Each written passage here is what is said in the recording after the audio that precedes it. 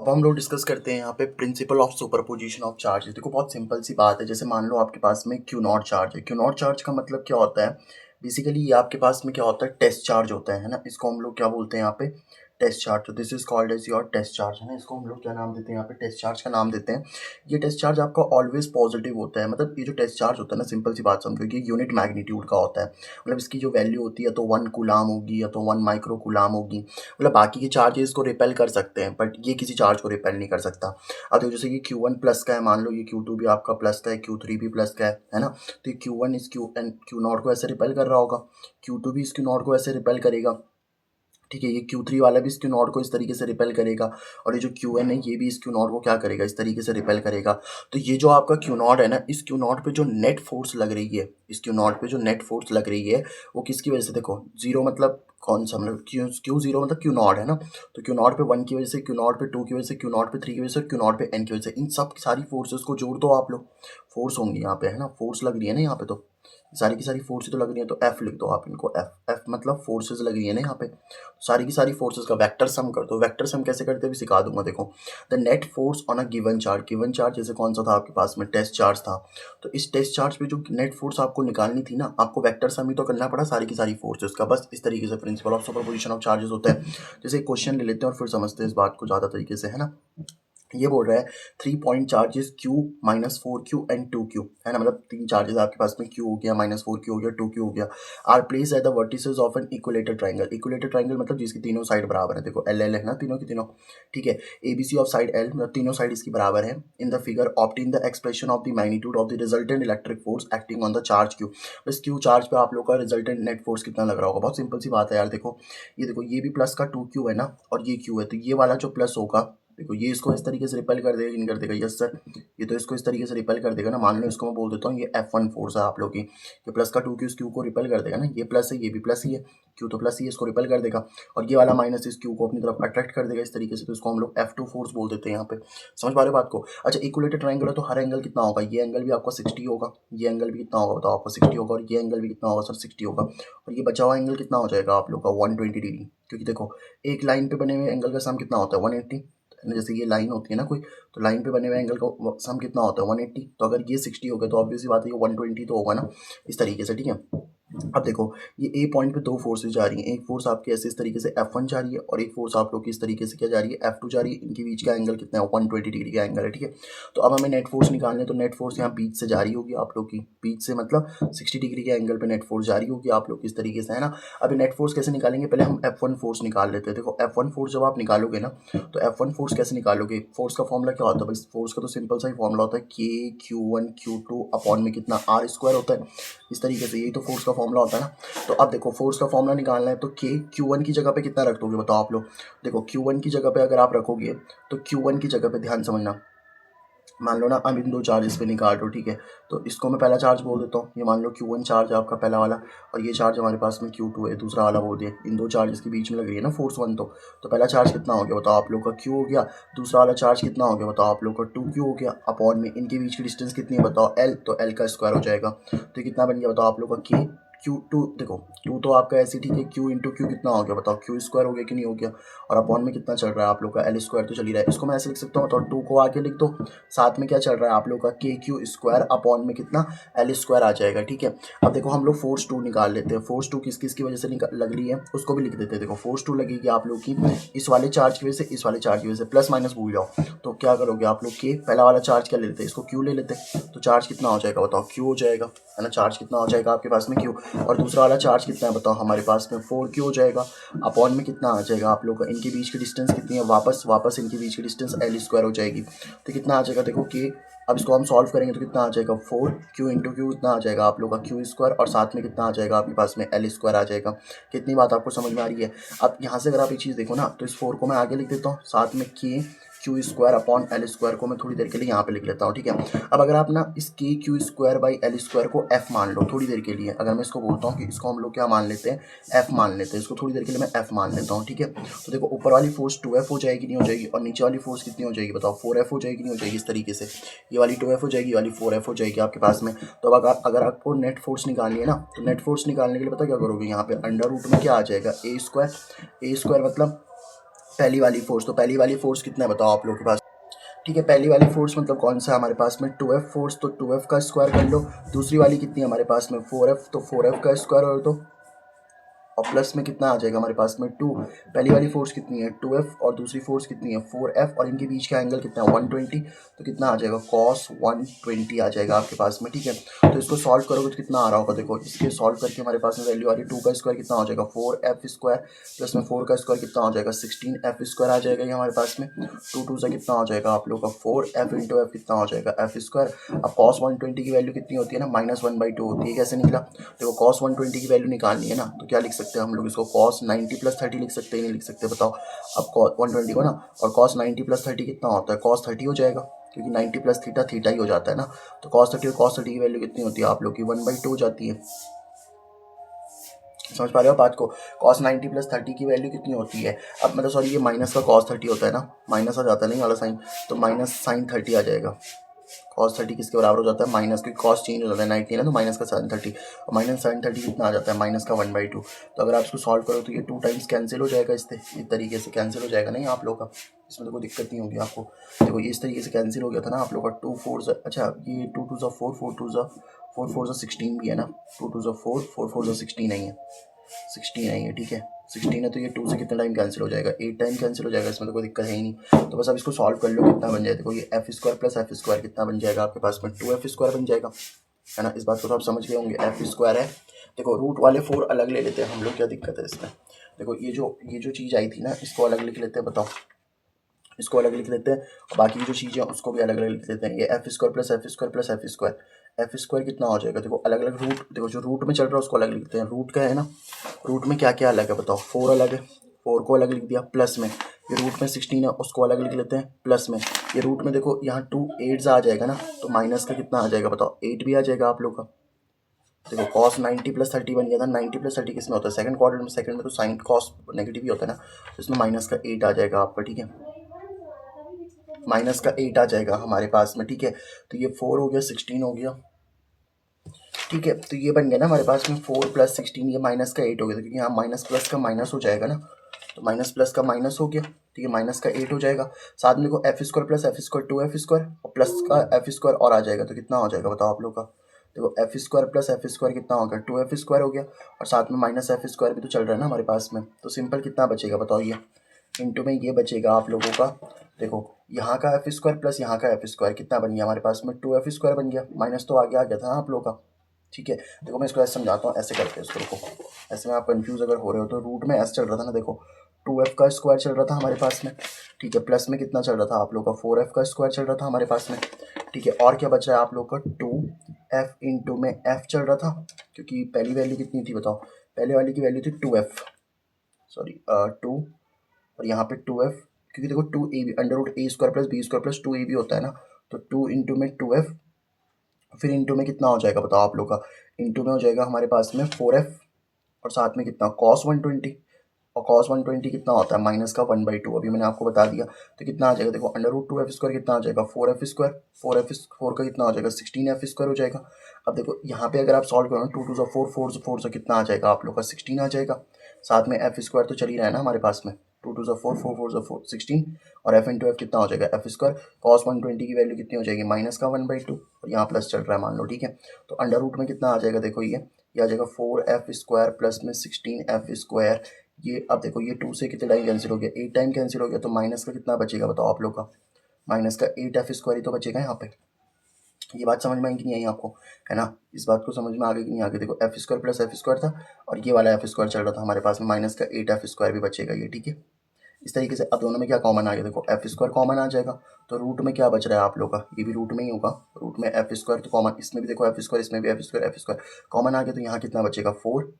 ठीक है और यहाँ कितना बचेगा आपके पास में 16 बच जाएगा, और माइनस का कितना चल रहा है 8 चल रहा है, तो अब देखो रूट से स्क्वायर कैंसिल तो f बच जाएगा ना आपके पास में, और 16 + 4 कितना होता है 20, और 20 - 8 कितना होता है 12 होता है। f की वैल्यू पुट कर लो। अब देखो जो f था ना, f की वैल्यू कितनी आई थी k, देखो f तो हमने ये माना था ना KQ² / L², तो f की जगह पे कितना आ जाएगा बताओ KQ² / L² आ जाएगा नहीं आ जाएगा, और √12 को क्या लिख सकता हूँ मैं 4 × 3, और 4 × 3 मतलब क्या 2 का रूट, मतलब √2 4 का रूट तो 2 होता है ना, तो 2 और रूट में 3 के क्यू स्क्वायर अपॉन में L square, this is the net force. ये वाली नेट फोर्स लग रही होगी आप लोगों की, ठीक है। तो मैंने इसको आपको आराम से समझा दिया किस तरीके से फोर्स आपकी काम करेगी, ओके। तो एक क्वेश्चन तो ये हो गया आप लोगों का। अब देखो एक क्वेश्चन और ये है, इसको भी समझ लेते हैं। तो ये क्वेश्चन क्या बोल रहा है, कंसीडर 3 चार्जेस। आपके पास में क्या है, बेसिकली 3 चार्जेस है, ठीक है।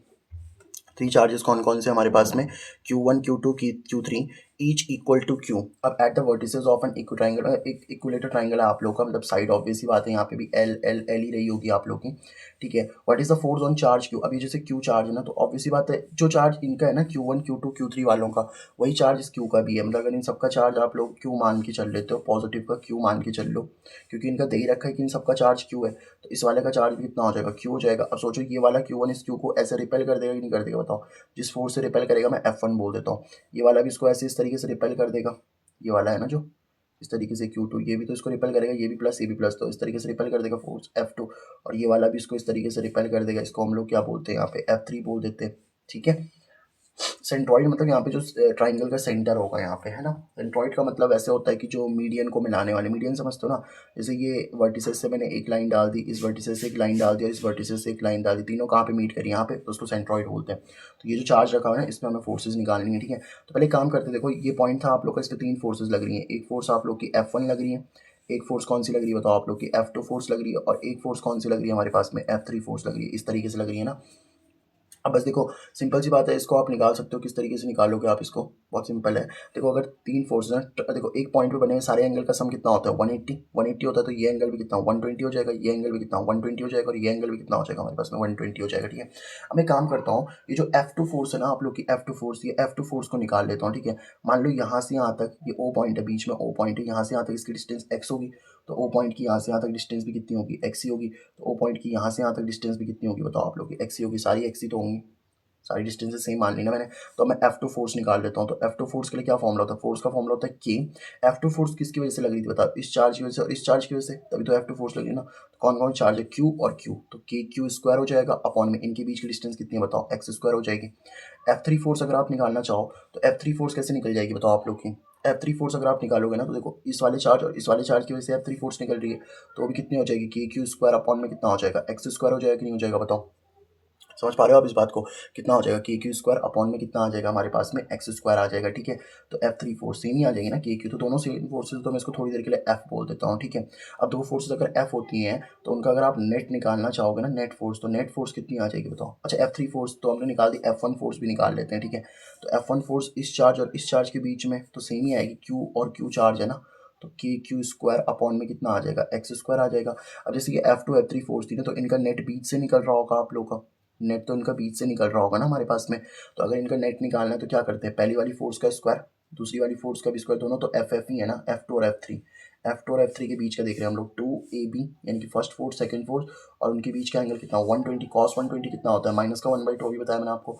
तो एफ स्क्वायर प्लस में 2F स्क्वायर, कॉस 120 की वैल्यू कितनी, माइनस का 1/2, 2 से 2 कैंसिल हो जाएगा, तो कितना बचेगा, अंडर रूट में ये बच जाएगा बताओ आप लोग का एफ स्क्वायर प्लस में एफ स्क्वायर, माइनस में कितना आ जाएगा बताओ आप लोग का, माइनस में कितना आ जाएगा हमारे पास में, एफ स्क्वायर बचेगा ना आपके पास में। ये वाली बात समझ में आ रही है बताओ आप लोगों को। तो एक एफ स्क्वायर से एक एफ स्क्वायर कैंसिल तो हो ही गया, और रूट से एक स्क्वायर भी कैंसिल हो गया, तो एफ बचा कि नहीं बचा। और एफ की वैल्यू किसके बराबर आ रही है आप लोग की, एफ की वैल्यू आ रही है के क्यू अपॉन में कितना, एक्स स्क्वायर की। मतलब ऊपर की तरफ इन दोनों का जो रिजल्टेंट है वो भी ऊपर की तरफ ही आ रहा है, के क्यू बाई एक्स स्क्वायर, और जो F1 फोर्स थी वो नीचे आ रही है कितनी, के क्यू बाई एक्स स्क्वायर। मतलब अगर आप देखो ना, इस पॉइंट पे दो फोर्सेज लग रही हैं, देखो इसकी और इसकी वजह से रिजल्टेंट तो ऊपर आ गया, जिसको हम F बोल रहे हैं, F ही तो आया था आंसर, F ही तो आया। और नीचे वाली फोर्स कितनी लग रही है, F लग रही है, तो ऊपर वाली फोर्स से नीचे वाली फोर्स कैंसिल हो जाएगी, तो इस O पॉइंट पे नेट फोर्स कितनी लग रही होगी बताओ आप लोग, नेट फोर्स कितनी हो जाएगी सर, 0 हो जाएगी। समझ गए इस बात को, ठीक है। अब अगला क्वेश्चन देख लेते हैं हम लोग, ये भी बहुत इजी क्वेश्चन है।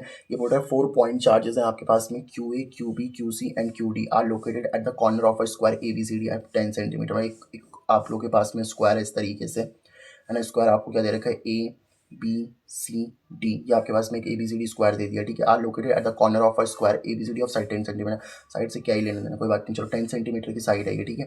तो ये आपके पास में 10 सेंटीमीटर की साइड है। अब ये बोल रहा है कि आप लोगों के पास में एक चार्ज है जो कि बीच में पड़ा हुआ है 1 माइक्रोकुलाम का, 1 माइक्रोकुलाम का चार्ज पड़ा हुआ है, पॉजिटिव है, ठीक है। ये बीच में पड़ा हुआ है, तो बताओ इस पर कितनी फोर्स लग रही होगी। बड़ी सिंपल सी बात है, आप लोग समझ समझ सकते हो इस चीज़ को।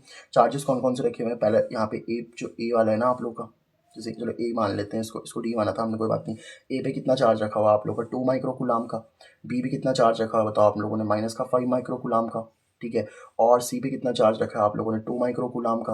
और डी पे कितना चार्ज रखा हुआ आपने माइनस का 5 माइक्रोकूलाम का। अब कुछ सोच के बताओ, जैसे ये पॉइंट है ना आप लोग का, ये भी प्लस है और ये भी प्लस, इस पॉइंट पे निकालना है ना, तो ये प्लस, इसको ऐसे रिपेल करेगा कि नहीं करेगा बताओ, तो इसको हम F1 फोर्स बोल देते हैं।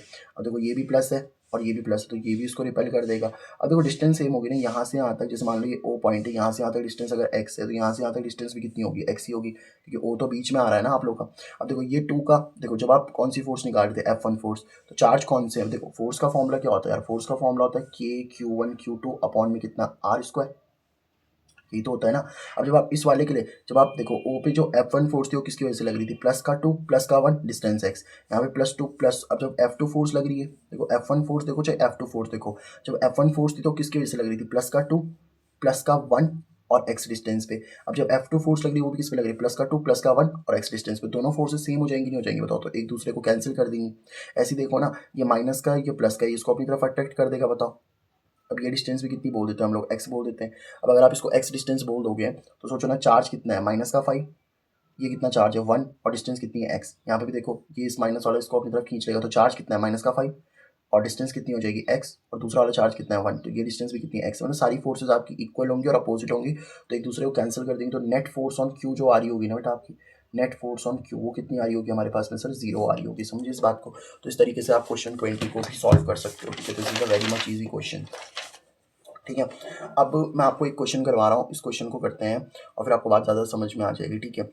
मैं आपको ना ये वाला करवा देता हूँ। देखो ये वाला जो क्वेश्चन 21 है, ये आप लोगों का होमवर्क है, ठीक है। ये आपको करना है, मैं आपको 22 करवा रहा हूँ, ठीक है। तो ये आपका होमवर्क है, ये आपको करना है, मैं 22 आपको करवा रहा हूँ, ठीक है। ये वाला देख लो आप इस चार्ज को, 2 चार्जेस है q and -3q fixed on the x axis separated by distance d, what should a third charge 2q place such that it will experience any force, ठीक है। इस वाले को आप करोगे, पहले मैं इस वाले कॉन्सेप्ट को समझा देता हूँ आपको, ठीक है। देखो सिंपल सी बात समझो, इसने बोला कि 2 पॉइंट चार्जेस है बेटा आपके पास में, प्लस का 8q और माइनस का 2q। तो हमारे पास में 2 चार्जेस हैं, एक आप लोगों ने क्या ले लिया, प्लस का 8q ले लिया, एक हम लोगों ने क्या ले लिया सर, माइनस का 2q ले लिया। Are located at x is equal to 0, तो यहाँ पे हमने किसको रखा हुआ है, x इज इक्वल टू 0 पे रखा हुआ है। और यहाँ से जब आप l डिस्टेंस चले जाओगे ना, एल डिस्टेंस जब आप चले जाओगे, तो वहाँ पे आप लोगों ने x is equal to L distance पे कौन सा चार्ज रखा हुआ है, -q। मतलब इनके बीच की जो डिस्टेंस है ना, वो सिंपल सी बात है l है। अब तो पॉइंट जो है आप लोग के x एक्सिस पे है, ये बात ऑब्वियस सी बात है, ये x एक्सिस ही हमारे पास में, eight which the net electric field is 0। अब नेट इलेक्ट्रिक फील्ड का फॉर्मूला जरूर याद रखना है। इलेक्ट्रिक फील्ड का फॉर्मूला होता है KQ/R²। तो इलेक्ट्रिक फील्ड आपको 0 करनी है, ठीक है। अब देखो सिंपल सी बात है, अगर आप इलेक्ट्रिक फील्ड 0 करना चाहते हो ना, अगर मान लो आप 2 चार्जेस को कहीं यहाँ पे रख देते हो, लेट से, अब देखो हमेशा याद रखना छोटे वाले चार्ज के पास में ही रखना होता है। जैसे ये +8 है -2, तो छोटा वाला चार्ज 2 है ना, तो इसके जो छोटा वाला चार्ज होता है उसी के पास में रखेंगे हम लोग। समझ पा रहे हो आप लोग बात को। और अगर आपके पास में एक ऐसा पॉइंट हमें ढूंढना है ना, एक पॉइंट, ये तो बोल रहे हो, the point on x axis, मतलब इस एक्सिस पे एक ऐसा पॉइंट ढूंढो जहाँ पे फील्ड नेट इलेक्ट्रिक फील्ड 0 हो सके।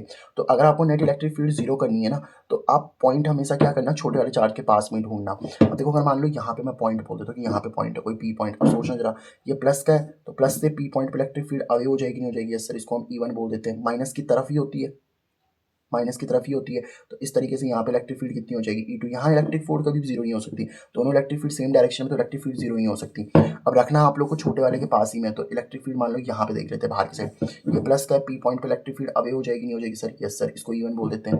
पहला वाला चार्ज है इसको 1 बोल देते हैं, इसको 2 बोल देते हैं हम लोग, है ना। अब यहाँ पे अगर देखो ये माइनस का, तो P पॉइंट पे इसकी तरफ हो जाएगी नहीं हो जाएगी, यस सर, इसको हम E2 बोल देते हैं। तो अब इन्हीं को निकाल देते हैं। आपको क्या करना है, E1 is equal to E2 कर देना है, बस। Electric field 1 is equal to electric field is equal to 2 कर लेना है। अब इलेक्ट्रिक फील्ड 1 की वैल्यू निकालनी है, तो इलेक्ट्रिक फील्ड का फॉर्मूला क्या होता है बताओ, कि ये पहली वाली किसकी वजह से आ रही है, 8q की वजह से ना, 8q, और उसकी डिस्टेंस कितनी हो जाएगी, ये डिस्टेंस l है। मान लो यहाँ P पॉइंट तक की जो डिस्टेंस है ना, उसको हम लोग क्या मान लेते हैं, लेट इट बी x मान लेते हैं, ठीक है। तो x मान लेंगे, d मान लो, चलो d मान लेते हैं, d मान लेते हैं, ठीक है। तो यहाँ से l डिस्टेंस और ये डिस्टेंस, तो कितना हो जाएगा बताओ, l प्लस d और उस पूरे का स्क्वायर, R² होता है ना। और साथ में E2 इलेक्ट्रिक फील्ड कितनी हो जाएगी, k। E2 इलेक्ट्रिक फील्ड किसकी वजह से आ रही है बताओ, -2 की वजह से। अब -2q वगैरह मत देखना, सिर्फ चार्ज की वैल्यू रख देना 2q, और इसकी डिस्टेंस कितनी हो जाएगी बताओ आप लोग की, d का स्क्वायर हो जाएगी। यहाँ तक आपको बात समझ में आई। देखो k से k आपका कैंसिल हो गया, q से q कैंसिल हो गया, 2 से ये 8 आपका 4 टाइम्स कैंसिल हो जाएगा। तो अब कितना बन गया, देखो इसके यहाँ तो कुछ नहीं बचा, 1 बचेगा ना। तो 1 into L plus D square कितना हो जाएगा बताओ, l प्लस डी का स्क्वायर, और डी स्क्वायर को 4 से मल्टीप्लाई करोगे तो कितना आ जाएगा बताओ आप लोग को, 4d² आ जाएगा। अब देखो अगर आप दोनों साइड अंडर रूट ले लेते हो ना बेटा, टेकिंग रूट बोथ साइड, तो अगर आप दोनों साइड रूट ले लेते हो पता क्या होने वाला है, देखो l+d² है, इसका भी रूट आ जाएगा, है ना, और ये जो आपका 4d² है ना, इसका भी क्या आ जाएगा तो आप लोग का रूट आ जाएगा, तो रूट से स्क्वायर कैंसिल हो जाता है। अब देखो रूट से स्क्वायर कैंसिल हो गया तो l+d बचेगा, 4 का रूट कितना होता है बेटा आप लोग का 2 हो जाएगा, और इसके स्क्वायर से इसका रूट भी कैंसिल, तो d बच जाएगा आप लोग का। तो बस अब अगर आपको सिंपल सी वैल्यू निकालनी है तो आपको वैल्यू मिल जाएगी, बताओ l की वैल्यू हमें निकालनी थी ना, तो l इज इक्वल टू कितना आ जाएगा आप लोग को, ये d इज इक्वल टू कितना आ जाएगा, देखो ये 2d है, इधर लेकर के आ जाओ इसको, तो l बराबर कितना आ जाएगा 2d, प्लस का d उधर जाएगा तो कितना आ जाएगा माइनस का d, तो l इज इक्वल टू कितना आ जाएगा 2d माइनस d, कितना d। समझ पा रहे हो बात को, यानी कि जो डिस्टेंस है ना आप लोगों की एल के बराबर ही आ गई, तो पी पॉइंट को भी आपको एल डिस्टेंस दूरी पे ही रखना पड़ेगा ताकि जो नेट इलेक्ट्रिक फील्ड है वो कितनी हो सके बेटा आप लोग की 0 हो सके, ठीक है। अब ये क्वेश्चन मैंने कर दिया, ये वाला क्वेश्चन आपके लिए, ठीक है। चलो अब हम लोग देखते हैं बेसिकली और कॉन्सेप्ट समझते हैं इलेक्ट्रिक फील्ड का। इलेक्ट्रिक फील्ड क्या होता है बेसिकली, देखो कोई भी चार्ज होता है ना, वो चार्ज क्या करता है, अपने अराउंड एक स्पेस बनाता है जिसमें वो इलेक्ट्रोस्टैटिक फोर्स को एक्सपीरियंस कर सकता है। मतलब मैं समझाता हूँ आपको क्या, जैसे प्लस क्यू चार्ज ना, मान लो यहाँ पे क्यू नॉट चार्ज है, क्यू नॉट चार्ज मतलब सर यूनिट पॉजिटिव टेस्ट चार्ज है, तो मुझे बताओ ये प्लस है तो इस क्यू नॉट को ऐसे रिपेल करेगा कि नहीं करेगा बताओ। अगर आप क्यू नॉट यहाँ पे रखोगे तो इसको ऐसे रिपेल कर देगा, क्यू नॉट को यहाँ पे रखोगे यहाँ पे इसको ऐसे रिपेल कर देगा, क्यू नॉट को यहाँ पे रखोगे यहाँ पे रिपेल कर देगा। मतलब हर चार्ज क्या करता है, अगर उसके आसपास कोई दूसरा चार्ज आता है ना, मतलब कोई भी चार्ज होता है ना, वो अपने आसपास एक ऐसी फील्ड बनाता है जिससे कि वो दूसरे चार्ज को क्या कर सके बताओ, रिपेल या फिर अट्रैक्ट कर सके। तो जो कोई भी चार्ज अपने आसपास एक फील्ड बनाता है ना जिससे वो दूसरे चार्ज को, जैसे देखो प्लस क्यू ने क्या करा, क्यू नॉट को अपने से दूर कर रहे हैं ना, तो ये जो लाइंस मैंने बनाई है ना, इनको हम लोग बोलते हैं इलेक्ट्रिक फील्ड लाइंस, अभी इनके बारे में बात करेंगे। तो जो आप लोग की इलेक्ट्रिक फील्ड लाइंस होती है ना, वो प्लस क्यू से अवे ही होंगी हमेशा। अवे क्यों होंगी बताओ, इलेक्ट्रिक फील्ड लाइंस हमेशा प्लस क्यू से अवे इसलिए होती हैं क्योंकि जो आप लोग का प्लस क्यू चार्ज है ना, किसी दूसरे चार्ज को रिपेल ही तो कर रहा होगा, इसलिए तो अवे हो रही होंगी यहाँ पे। अब माइनस क्यू तो जो होगा ना, जैसे क्यू नॉट है तो क्यू नॉट को अपनी तरफ खींच रहा होगा, समझ पा रहे हो बात को, है ना। तो अगर उसकी फील्ड में वो हुआ तो वो अपनी तरफ उसको अट्रैक्ट या फिर रिपेल कर लेगा। अब उसकी फील्ड में अगर हुआ ही नहीं तो उसको रिपेल अट्रैक्ट कहाँ से कर पाएगा बताओ। जैसे ये प्लस क्यू चार्ज है ना, मान लो इसकी इतनी इलेक्ट्रिक फील्ड है, तो अगर दूसरा चार्ज प्लस क्यू आता है तो उसको रिपेल तभी तो कर पाएगा। अभी तो देखो इसकी फील्ड में ही नहीं है तो कैसे रिपेल अट्रैक्ट करेगा। अब इसकी फील्ड में अगर ये आ गया तो इसको रिपेल अट्रैक्ट कर देगा ये। तो कोई भी चार्ज क्या करता है, अपने अराउंड एक ऐसी फील्ड बनाता है जिसमें वो दूसरे चार्ज को क्या कर सकता है, मतलब अट्रैक्ट या फिर रिपेल कर सकता है। इलेक्ट्रोस्टैटिक फोर्स का मतलब क्या होता है, रिपेल या अट्रैक्ट करना, तो उस चीज़ को एक्सपीरियंस कर सकते हैं, उसी को हम इलेक्ट्रिक फील्ड बोल रहे हैं। इसको हम लोग ई वेक्टर से डिनोट करते हैं। इलेक्ट्रिक फील्ड इंटेंसिटी क्या होती है, तो जैसे मान लो आपके पास में टेस्ट चार्ज है, क्यू नॉट टेस्ट चार्ज है, तो इस क्यू नॉट टेस्ट चार्ज पे कितनी फोर्स लग रही है ना, उसी को हम लोग मतलब कितनी इलेक्ट्रिक फील्ड लग रही है इस पी पॉइंट, मान लो पी पॉइंट पे क्यू नॉट चार्ज रखा हुआ है, तो ये अगर आपके पास में कोई प्लस क्यू चार्ज है, तो ये जो प्लस क्यू चार्ज है ना आपका, ये जो पॉइंट चार्ज है, तो इस पॉइंट चार्ज की वजह से इस आर डिस्टेंस की दूरी पे अगर कोई पी पॉइंट रखा हुआ है हम, तो उस पर अगर क्यू नॉट चार्ज तो कितनी फोर्स लग रही होगी, तो मतलब सॉरी कितनी इलेक्ट्रिक फील्ड लग रही होगी, उसी को हम इलेक्ट्रिक फील्ड इंटेंसिटी बोल रहे हैं। वो निकालने के लिए क्या करना है, फोर्स अपॉन क्यू नॉट। देखो फोर्स का फॉर्मूला क्या होता है, दो चार्जेस के बीच में फोर्स निकालनी है तो के, पहला वाला चार्ज क्यू, दूसरा वाला चार्ज कितना क्यू नॉट, उनके बीच की डिस्टेंस कितनी आर, तो आर स्क्वायर का, और अपॉन में कितना आ जाए क्यू नॉट, तो क्यू नॉट को आप इधर रख लो तो कितना आ जाएगा के क्यू नॉट आ जाएगा हमारे पास में, साथ में आर स्क्वायर इंटू में कितना आ जाएगा आपका क्यू नॉट से क्यू नॉट कैंसिल हो जाएगा, तो कितना बच जाएगा आप लोग का के क्यू अपॉन में आर स्क्वायर। तो इलेक्ट्रिक फील्ड का फॉर्मूला कितना आ जाएगा आपका के क्यू बाई आर स्क्वायर, ठीक है। वैसे ये फॉर्मूला मुझे यहाँ करवाना चाहिए था, बट कोई बात नहीं, इस क्वेश्चन को मैंने पहले ही करवा दिया। बट इलेक्ट्रिक फील्ड का फॉर्मूला तो आपको पता ही होगा ना, के क्यू बाई आर स्क्वायर, ठीक है। अब समझो, तो इलेक्ट्रिक फील्ड का फॉर्मूला होता है के क्यू बाई आर स्क्वायर। यहाँ से आप इसकी एसआई यूनिट भी निकाल सकते हो। भाई एसआई यूनिट क्या हो जाएगी इलेक्ट्रिक फील्ड की, बहुत सिंपल है यार। फोर्स की एसआई यूनिट क्या होती है बताओ आप लोग की, न्यूटन होती है कि नहीं होती, और चार्ज की एसआई यूनिट क्या होती है कूलाम, तो इसकी यूनिट हो जाएगी न्यूटन पर कूलाम, ठीक है। इलेक्ट्रिक डाइपोल क्या होता है, जैसे मान लो आपके पास में माइनस का क्यू चार्ज और एक आपके पास में प्लस का क्यू चार्ज है, इनके बीच की डिस्टेंस अगर 2a आपने ले रखी है तो इसी को इलेक्ट्रिक डाइपोल बोलते हैं। दो इक्वल और अपोजिट चार्ज, इक्वल मतलब जैसे अगर इसकी वैल्यू 2 माइक्रो कूलाम है तो इसकी वैल्यू भी 2 माइक्रो कूलाम ही होगी, बस प्लस माइनस का ही फर्क होगा, ठीक है। तो अगर दो इक्वल और अपोजिट चार्जेस को आपने 2a डिस्टेंस से सेपरेट कर रखा है ना, उसी को हम इलेक्ट्रिक डाइपोल बोलते हैं। और इलेक्ट्रिक डाइपोल मोमेंट पता क्या होता है, देखो इलेक्ट्रिक डाइपोल मोमेंट की पहले तो डायरेक्शन होती है माइनस क्यू से प्लस क्यू की तरफ, ठीक है। माइनस क्यू से प्लस क्यू की तरफ इसकी डायरेक्शन होती है, वेक्टर क्वांटिटी तो डायरेक्शन तो होगी ना। और इसकी वैल्यू निकालने के लिए पता क्या करना है, इन दोनों में से कोई भी चार्ज ले लो क्यू, और इंटू में वैल्यू कर दो क्या 2a, तो पी की वैल्यू कितनी हो जाती है क्यू इंटू में 2a।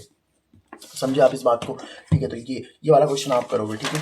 अच्छा अब आप लोग देखते हैं यहाँ पे, that is your electric field due to electric dipole on the axial line. Simple सी बात समझो, जैसे मेरे पास में एक माइनस का क्यू चार्ज है, एक मेरे पास में क्या है प्लस का क्यू चार्ज है, तो इलेक्ट्रिक डाइपोल हो गया ना।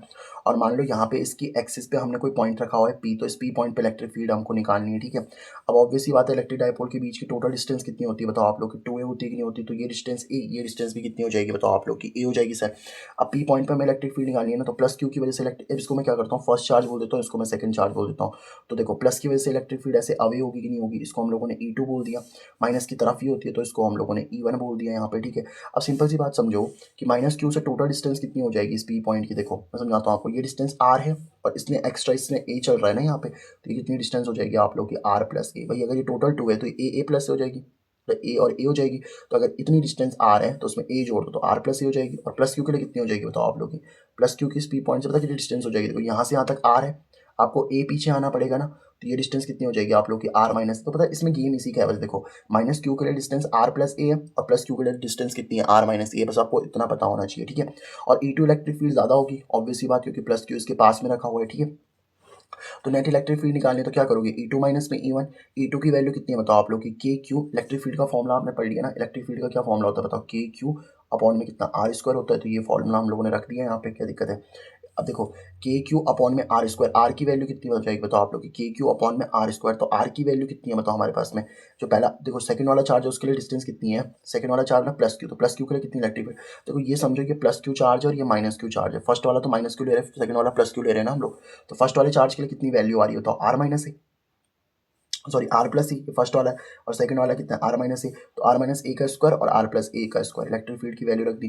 दोनों में के क्यू कॉमन आ रहा है कि नहीं आ रहा बताओ, तो यहाँ बचेगा 1 अपॉन R माइनस ए का होल स्क्वायर, यहाँ बचेगा 1 अपॉन R प्लस ए का होल स्क्वायर। अभी काम करो आप लोग, के क्यू तो ऐसे ही ठीक है ना, इसका क्या करो एलसीएम ले लो। एलसीएम ले लोगे तो यहाँ पे देखो कितना आ जाएगा आप लोग का R माइनस ए का होल स्क्वायर, यहाँ आ जाएगा आप लोगों को कितना R प्लस ए का होल स्क्वायर। इस R प्लस ए के होल स्क्वायर को 1 से मल्टीप्लाई कर दो तो क्या बन जाएगा, R प्लस ए का होल स्क्वायर माइनस इधर R माइनस ए के होल स्क्वायर को यहाँ मल्टीप्लाई कर दो तो कितना बचेगा, R माइनस ए का होल स्क्वायर। तो यह आ जाएगा आपके पास में के क्यू।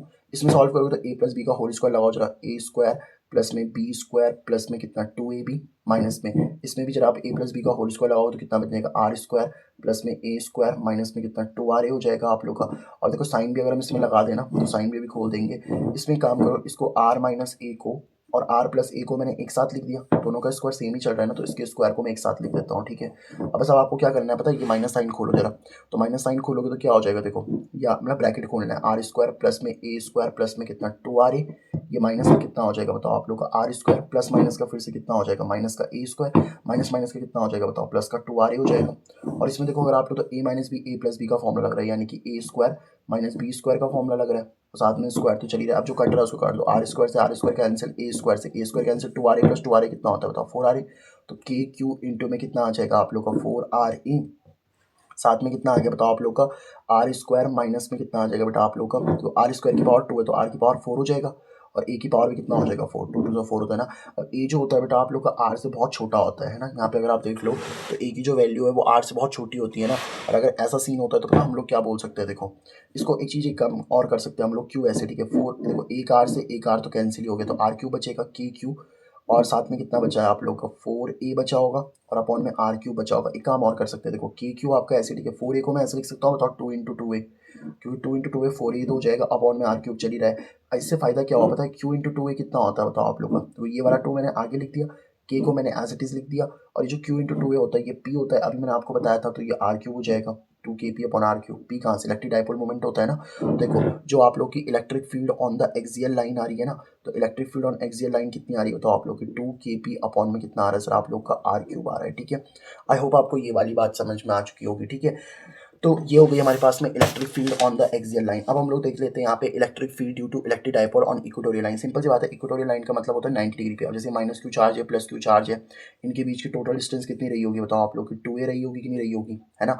और ये डिस्टेंस a, इस डिस्टेंस को मैं r बोल देता हूँ, तो ये a है ये r है, तो अगर आप 90 डिग्री है ना पाइथागोरस थ्योरम लगाओगे तो ये इतना हो जाएगा बताओ, अंडर रूट में इस a का स्क्वायर कर लो प्लस में कितना r का स्क्वायर कर लो, सेम यहाँ पे भी होगा बताओ आप लोग का, ये भी अंडर रूट में ए स्क्वायर कर लो और प्लस में कितना कर लो आर स्क्वायर कर लो। अब ये मान लो आपको कोई पी पॉइंट है, इस पे निकालना है, पी पॉइंट देखो 90 पे आ गया ना, तो प्लस क्यू से इलेक्ट्रिक फील्ड अवे होती है, तो इसको हम लोगों ने कौन सी इलेक्ट्रिक फील्ड बोल दी, ये काम करते हैं इसको फर्स्ट बोल देते हैं, इसको सेकंड बोल देते हैं।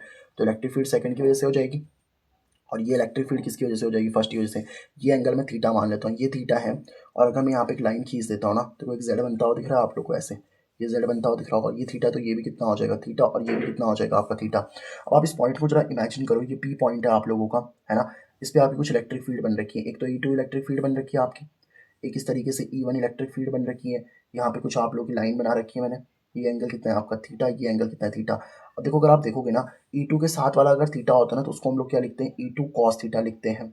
ऐसे E1 के साथ में भी अगर थीटा तो उसको हम लोग क्या लिख देंगे बताओ E1 कॉस थीटा लिख देंगे। E2 के साथ यहाँ देखो थीटा नहीं है ना तो कितना आ जाएगा E2 साइन थीटा आ जाएगा आप लोगों का। और यहाँ भी देखो थीटा नहीं है तो कितना आ जाएगा आप लोग का E1 साइन थीटा आ जाएगा आपके पास में। इससे ये वाला कैंसिल हो जाएगा आप लोग का। अब देखो जुड़ेगा कौन सा E2 cos theta plus E1 cos theta. तो अगर आपको नेट इलेक्ट्रिक फील्ड निकालनी है ना बेटा तो नेट इलेक्ट्रिक फील्ड निकालने के लिए पता क्या करोगे आप लोग। तो नेट इलेक्ट्रिक फील्ड निकालने के लिए आप लोग क्या करोगे E1 cos theta plus E2 cos theta को जोड़ दो। तो E1 कॉस थीटा प्लस में E2 कॉस थीटा को जोड़ दो। अच्छा E1 इलेक्ट्रिक फील्ड कितनी है चलो चेक करो। E1 इलेक्ट्रिक फील्ड किसकी वजह से बन रही है आप लोग के पास में। इलेक्ट्रिक फील्ड इस माइनस क्यू की वजह से बन रही है ना। तो इलेक्ट्रिक फील्ड का फॉर्मूला तो के माइनस क्यू देखना नहीं है। चार्ज कितना हो जाएगा क्यू। चार्ज अगर माइनस प्लस नहीं देखते ना तो चार्ज कितना क्यू। और इसकी डिस्टेंस कितनी है बताओ आप लोग की अंडर रूट में ए स्क्वायर प्लस में कितना आर स्क्वायर। उस पूरे का भी स्क्वायर क्योंकि अंडर रूट से स्क्वायर कैंसिल हो जाएगा ना भाई। के क्यू अपॉन इलेक्ट्रिक फील्ड का फॉर्मूला क्या होता है के क्यू अपॉन आर स्क्वायर होता है ना।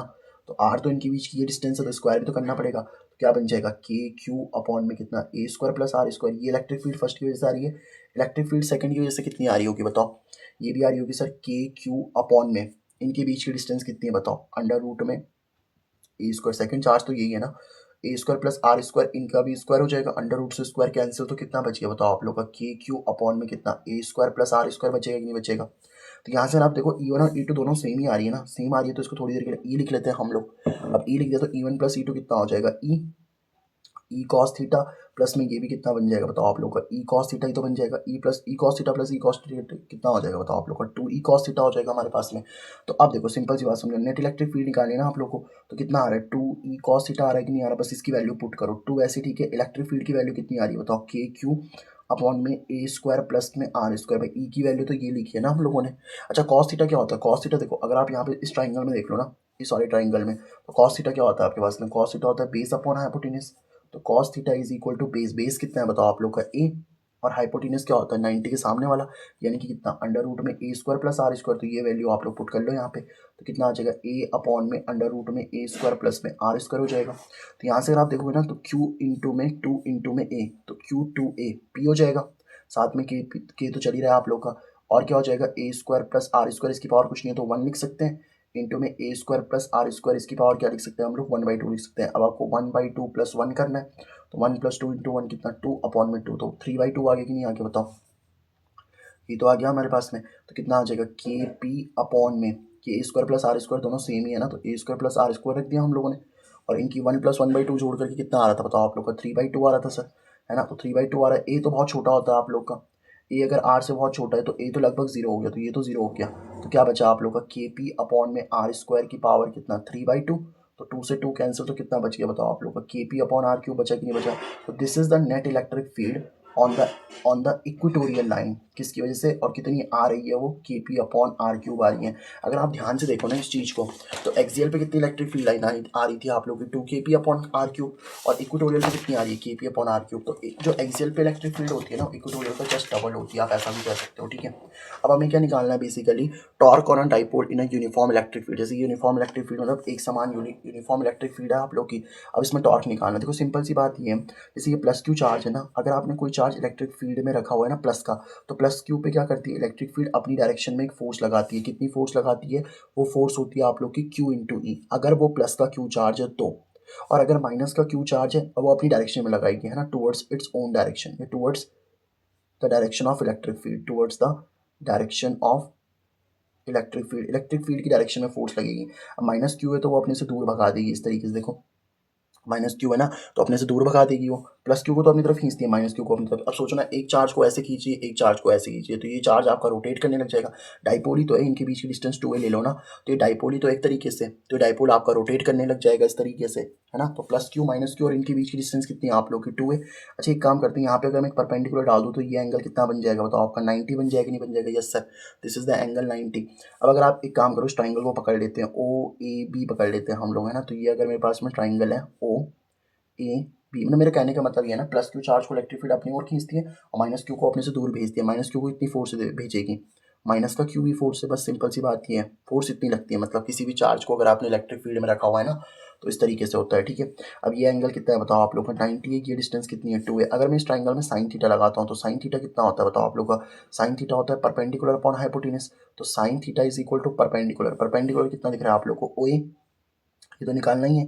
हाइपोटेन्यूज कितना दिख रहा है आप लोग को 2a, तो ओ ए की वैल्यू कितनी आ जाएगी बताओ आप लोग की 2a साइन थीटा आ जाएगी, नहीं आ जाएगी, क्योंकि ये इधर मल्टीप्लाई डिवाइड में तो जाके मल्टीप्लाई हो जाएगा।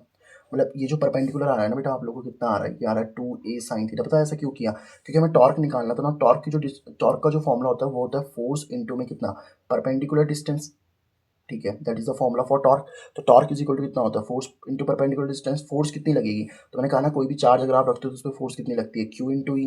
परपेंडिकुलर डिस्टेंस कितनी मिल गई बताओ आप लोगों को, 2a साइन थीटा मिल गई कि नहीं मिल गई। तो this is the perpendicular distance, इसको हटाओ। टॉर्क इज इक्वल टू कितना आ जाएगा आपके पास में, देखो ये क्यू इंटू 2a कितना हो जाएगा, पी। क्यू इंटू 2a कितना होता है, पी होता है, साथ में ई, साथ में कितना आ जाएगा आप लोग का साइन थीटा आ जाएगा। अब साइन थीटा कब आता है आप लोग का, टॉर्क एक वेक्टर क्वांटिटी होती है ना, और अगर आप, ये तो स्केलर फॉर्म है, मतलब अगर मैग्नीट्यूड वगैरह निकालना है तो इसका इस्तेमाल करो। अगर आपको वेक्टर फॉर्म निकालनी है तो उसके लिए आप लोग क्या कर सकते हो, देखो क्रॉस करना पड़ेगा, मतलब पी क्रॉस में कितना करना पड़ेगा आप लोग को, ई करना पड़ेगा, तब जा करके आपको वेक्टर फॉर्म मिल जाएगी। मतलब सिंपल कहने का मतलब है कि ये इसकी कौन सी फॉर्म है, स्केलर फॉर्म, और ये इसकी कौन सी फॉर्म है, वेक्टर फॉर्म है, ठीक है।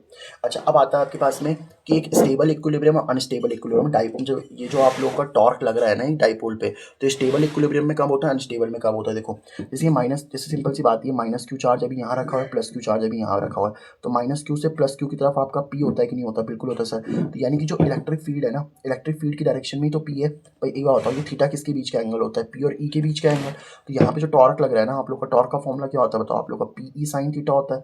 अब क्योंकि इस केस में अगर आप देखोगे ना तो पी ई साइन जीरो हो जाएगा, क्योंकि जिस डायरेक्शन में आप लोग का इलेक्ट्रिक फील्ड है उसी डायरेक्शन में पी भी है, माइनस क्यू से प्लस क्यू होता है ना पी। अब मान लो चलो आपने देखो पहले ये डाइपोल ऐसा रखा होता है, आपने इसको इसकी पोजीशन से डिस्प्लेस कर दिया, ऐसे डिस्टर्ब कर दिया, तो प्लस क्यू पे इलेक्ट्रिक फील्ड अपनी डायरेक्शन में फोर्स लगाएगी, माइनस क्यू को अपनी डायरेक्शन में फोर्स अपने से दूर लगाएगी। तो प्लस क्यू को जब ऐसे खींचेगी और माइनस क्यू को ऐसे खींचेगी, वापस ऐसे हो जाएगा, मतलब वापस अपनी पोजीशन में आ जाएगा ना। तो जब वापस अपनी पोजीशन में आता है उसको हम स्टेबल इक्विलिब्रियम बोलते हैं। अब अनस्टेबल इक्विलिब्रियम क्या होता है, साइन जीरो की वैल्यू कितनी हो गई आप लोग की, जीरो। तो टॉर्क कितना लग रहा है यहाँ पे, जीरो। तो कोई घुमा वगैरह नहीं रहा हो, इस डाइपोल को कुछ नहीं घुमाएगा हो। समझ पा रहे हो बात को। अब देखो जैसे अगर मान लो ये प्लस क्यू ये माइनस क्यू, तो माइनस क्यू से प्लस क्यू की तरफ पी हो जाएगा। अब देखो P इस डायरेक्शन में और इलेक्ट्रिक फील्ड इस डायरेक्शन में, P इस डायरेक्शन में और इलेक्ट्रिक फील्ड इस डायरेक्शन में, तो इनके बीच का एंगल कितना हो गया, 180 हो गया कि नहीं हो गया। तो टॉर्क का फॉर्मूला कितना आ जाएगा, P E साइन 180। और साइन 180 भी कितना होता है आप लोग का, साइन 180 कितना होता है आप लोगों को, होता तो ये भी जीरो ही है ना। बट यहाँ पे अगर आप देखोगे तो टॉर्क कितना आ जाएगा हमारे पास में, पी ई साइन 180 की वैल्यू भी जीरो ही आती है, टॉर्क जीरो तो आ रहा है, टॉर्क जीरो तो आ रहा है। लेकिन आप एक चीज़ देखो, यहाँ पे अनस्टेबल इक्विलिब्रियम क्यों बोला इसको, देखो माइनस क्यू से अपने से दूर भगा देगी और प्लस क्यू को अपनी तरफ खींचेगी। तो मतलब अगर जो डाइपोल अभी ऐसा रखा हुआ था ना आप लोगों की, प्लस क्यू इधर था माइनस क्यू इधर था, अब वो उल्टा हो जाएगा, क्योंकि अब देखो प्लस क्यू इस डायरेक्शन में जा रहा है, माइनस क्यू इस डायरेक्शन में जा रहा है, तो माइनस क्यू क्या हो जाएगा आप लोग का, माइनस क्यू इधर पहुंच चुका होगा, इस डायरेक्शन में फोर्स लगेगी ना उस पर, और प्लस क्यू इस डायरेक्शन में फोर्स लगेगी, तो उसको हम अनस्टेबल इक्विलिब्रियम बोल देते हैं। तो जब जैसा अपना, जैसे आपने डाइपोल रखा था अगर वैसे ही आ गया तो स्टेबल इक्विलिब्रियम, वैसे नहीं आ पा रहा है तो हम उसको अनस्टेबल इक्विलिब्रियम कह देते हैं यहाँ पे, है ना।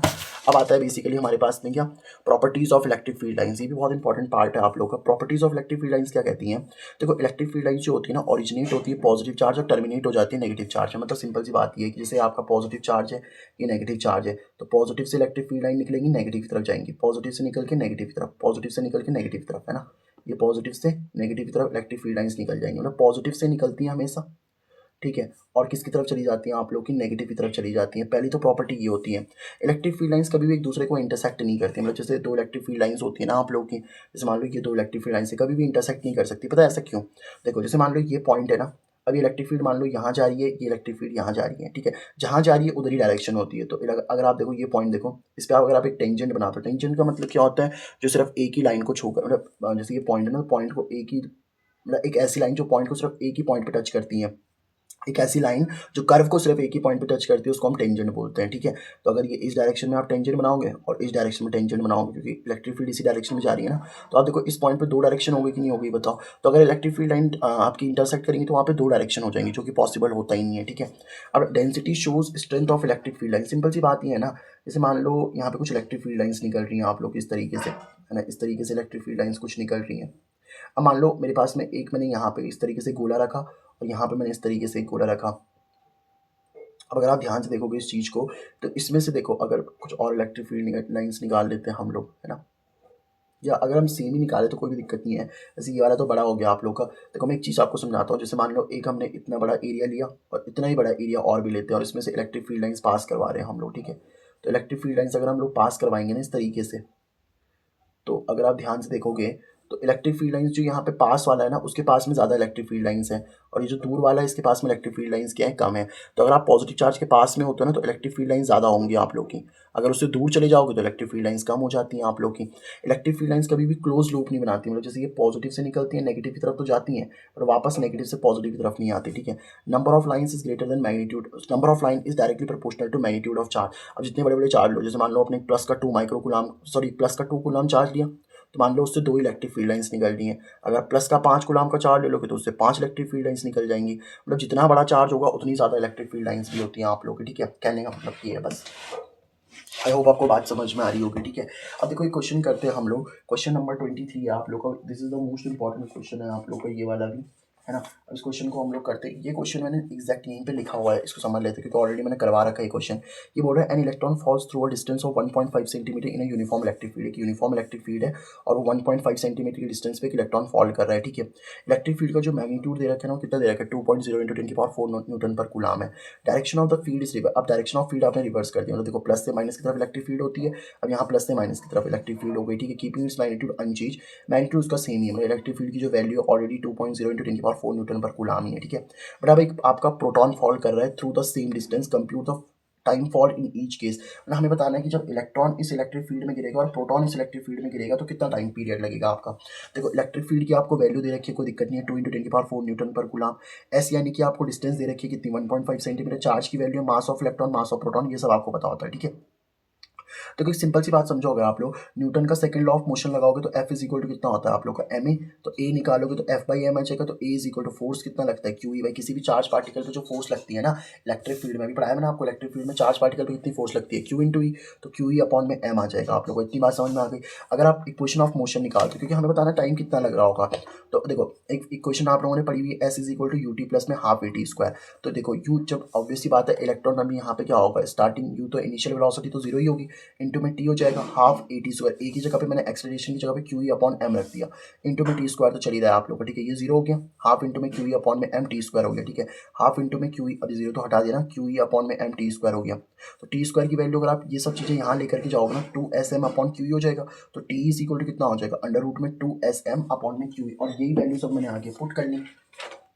अब देखो जब आप टाइम पीरियड निकालोगे ना, अगर इलेक्ट्रॉन के लिए निकालो तो यहाँ पे मास ऑफ इलेक्ट्रॉन रख देना, चार्ज के लिए निकालो चार्ज ऑफ इलेक्ट्रॉन रख देना। मतलब जब टाइम आप लोग देखो ना, मैंने क्या किया, अगर मैं इलेक्ट्रॉन के लिए टाइम पीरियड निकाल रहा हूँ तो मैंने 2 SME अपॉन में QE कर दिया। ME मतलब मास ऑफ इलेक्ट्रॉन, QE मतलब चार्ज ऑफ इलेक्ट्रॉन। और TP यानी कि टाइम ऑफ प्रोटॉन के लिए निकालना है कि प्रोटॉन को कितना टाइम लगेगा। तो इसी फॉर्मूले में मैंने क्या किया, ये जो फॉर्मूला आया था ना, इसी फॉर्मूले में मैंने इलेक्ट्रॉन और प्रोटॉन की वैल्यू रखी बस। अब देखो 2 ऐसे ठीक है, एस यानी कि कितना बताना है आप लोग को, एस मतलब कितनी डिस्टेंस पे गिर रहा हो, तो डिस्टेंस कितनी थी 1.5 सेंटीमीटर, सेंटीमीटर 10⁻² से मैंने मल्टीप्लाई कर दिया। मास ऑफ इलेक्ट्रॉन कितना होता है 9.1 × 10⁻31, क्यू इतना आता है। चार्ज ऑन इलेक्ट्रॉन 1.6 × 10⁻19 इंटू में 2 × 10⁴ तो चल रहा है। इलेक्ट्रिक फील्ड की वैल्यू दे रखी है नहीं है, बस अब इसको सॉल्व कर देना बेटा। आप लोग को 2 × 1.5 करोगे 3 आ जाएगा, 9.1 चल ही रहा है आप लोग का, 10⁻², 10⁻31 चल ही रहा है आप लोग का, ठीक है।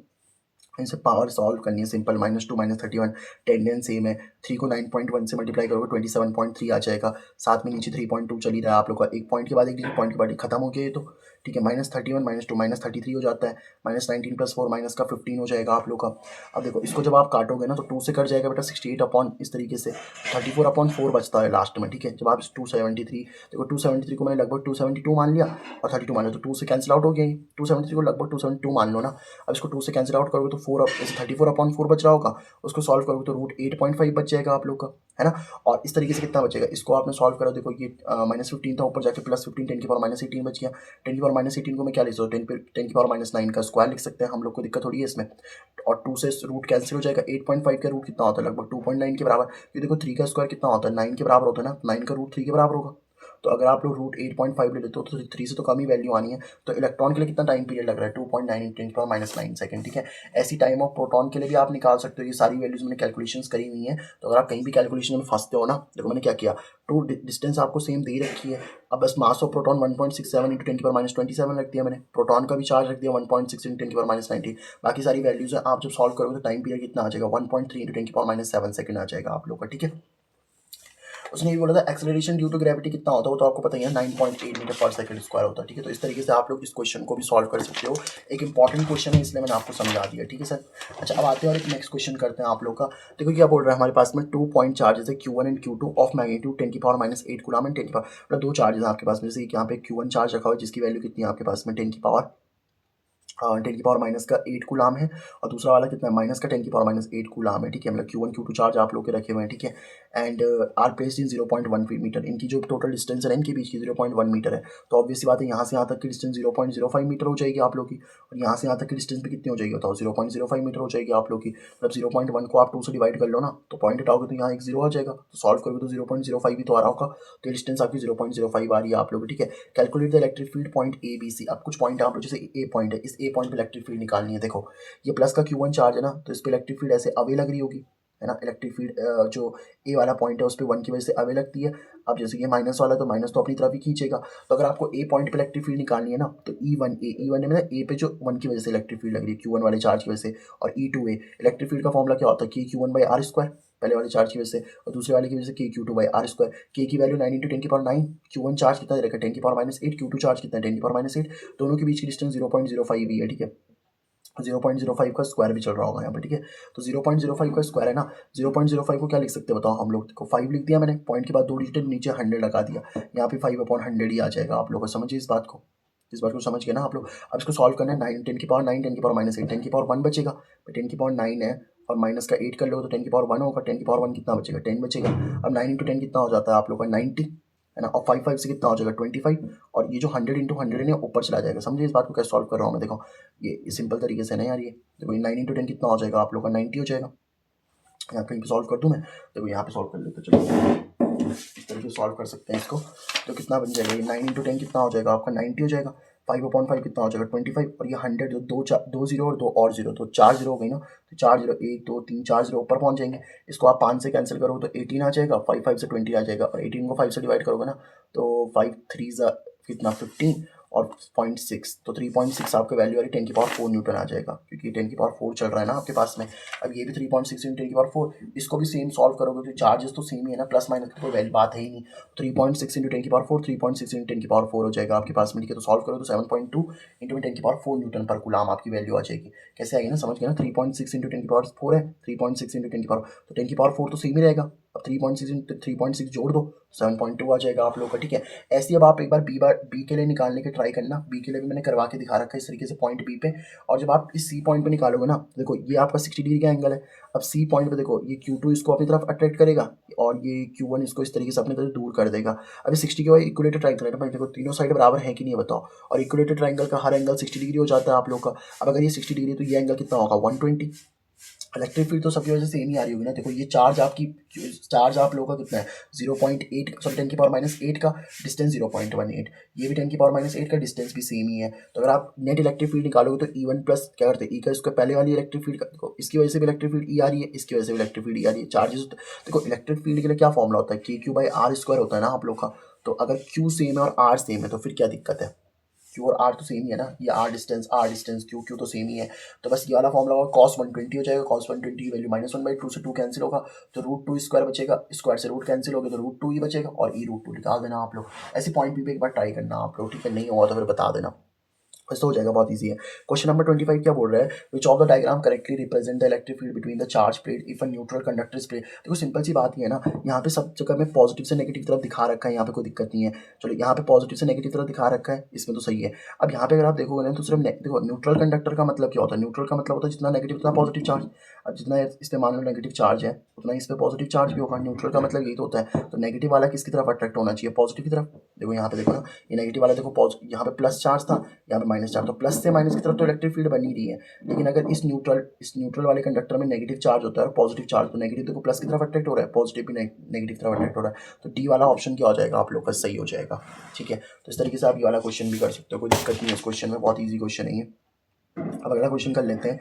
ये क्वेश्चन क्या बोल रहा है, the magnitude of electric field due to a point charge at a distance of 4.0 metre is newton per coulomb for the same charge object at the electric field और magnitude will be 16 newton per coulomb will be distance of. इस वाले question को आप try करोगे, ठीक है, बहुत easy question है ये, आप लोग का एक और होमवर्क है, ठीक है। तो ये वाला जो क्वेश्चन है ना, this is the homework for you. CBSE 2023 का क्वेश्चन है ये आपको ट्राई करना है एक बार, ठीक है। अब एक क्वेश्चन देख लेते हैं हम लोग, ये तो बहुत ईजी क्वेश्चन है। An electron experience of force in the electric field E the. अब आई कैप का मतलब क्या है कि बेसिकली ऑब्वियसली बात है, एक्स एक्सिस में इलेक्ट्रिक फील्ड को, जैसे मान लो ये इलेक्ट्रिक फील्ड है ना आप लोग की, इस तरीके से। अब इलेक्ट्रिक फील्ड मान लो इस डायरेक्शन में आप लोग, ठीक है, इलेक्ट्रिक फील्ड इस डायरेक्शन में आप लोग की।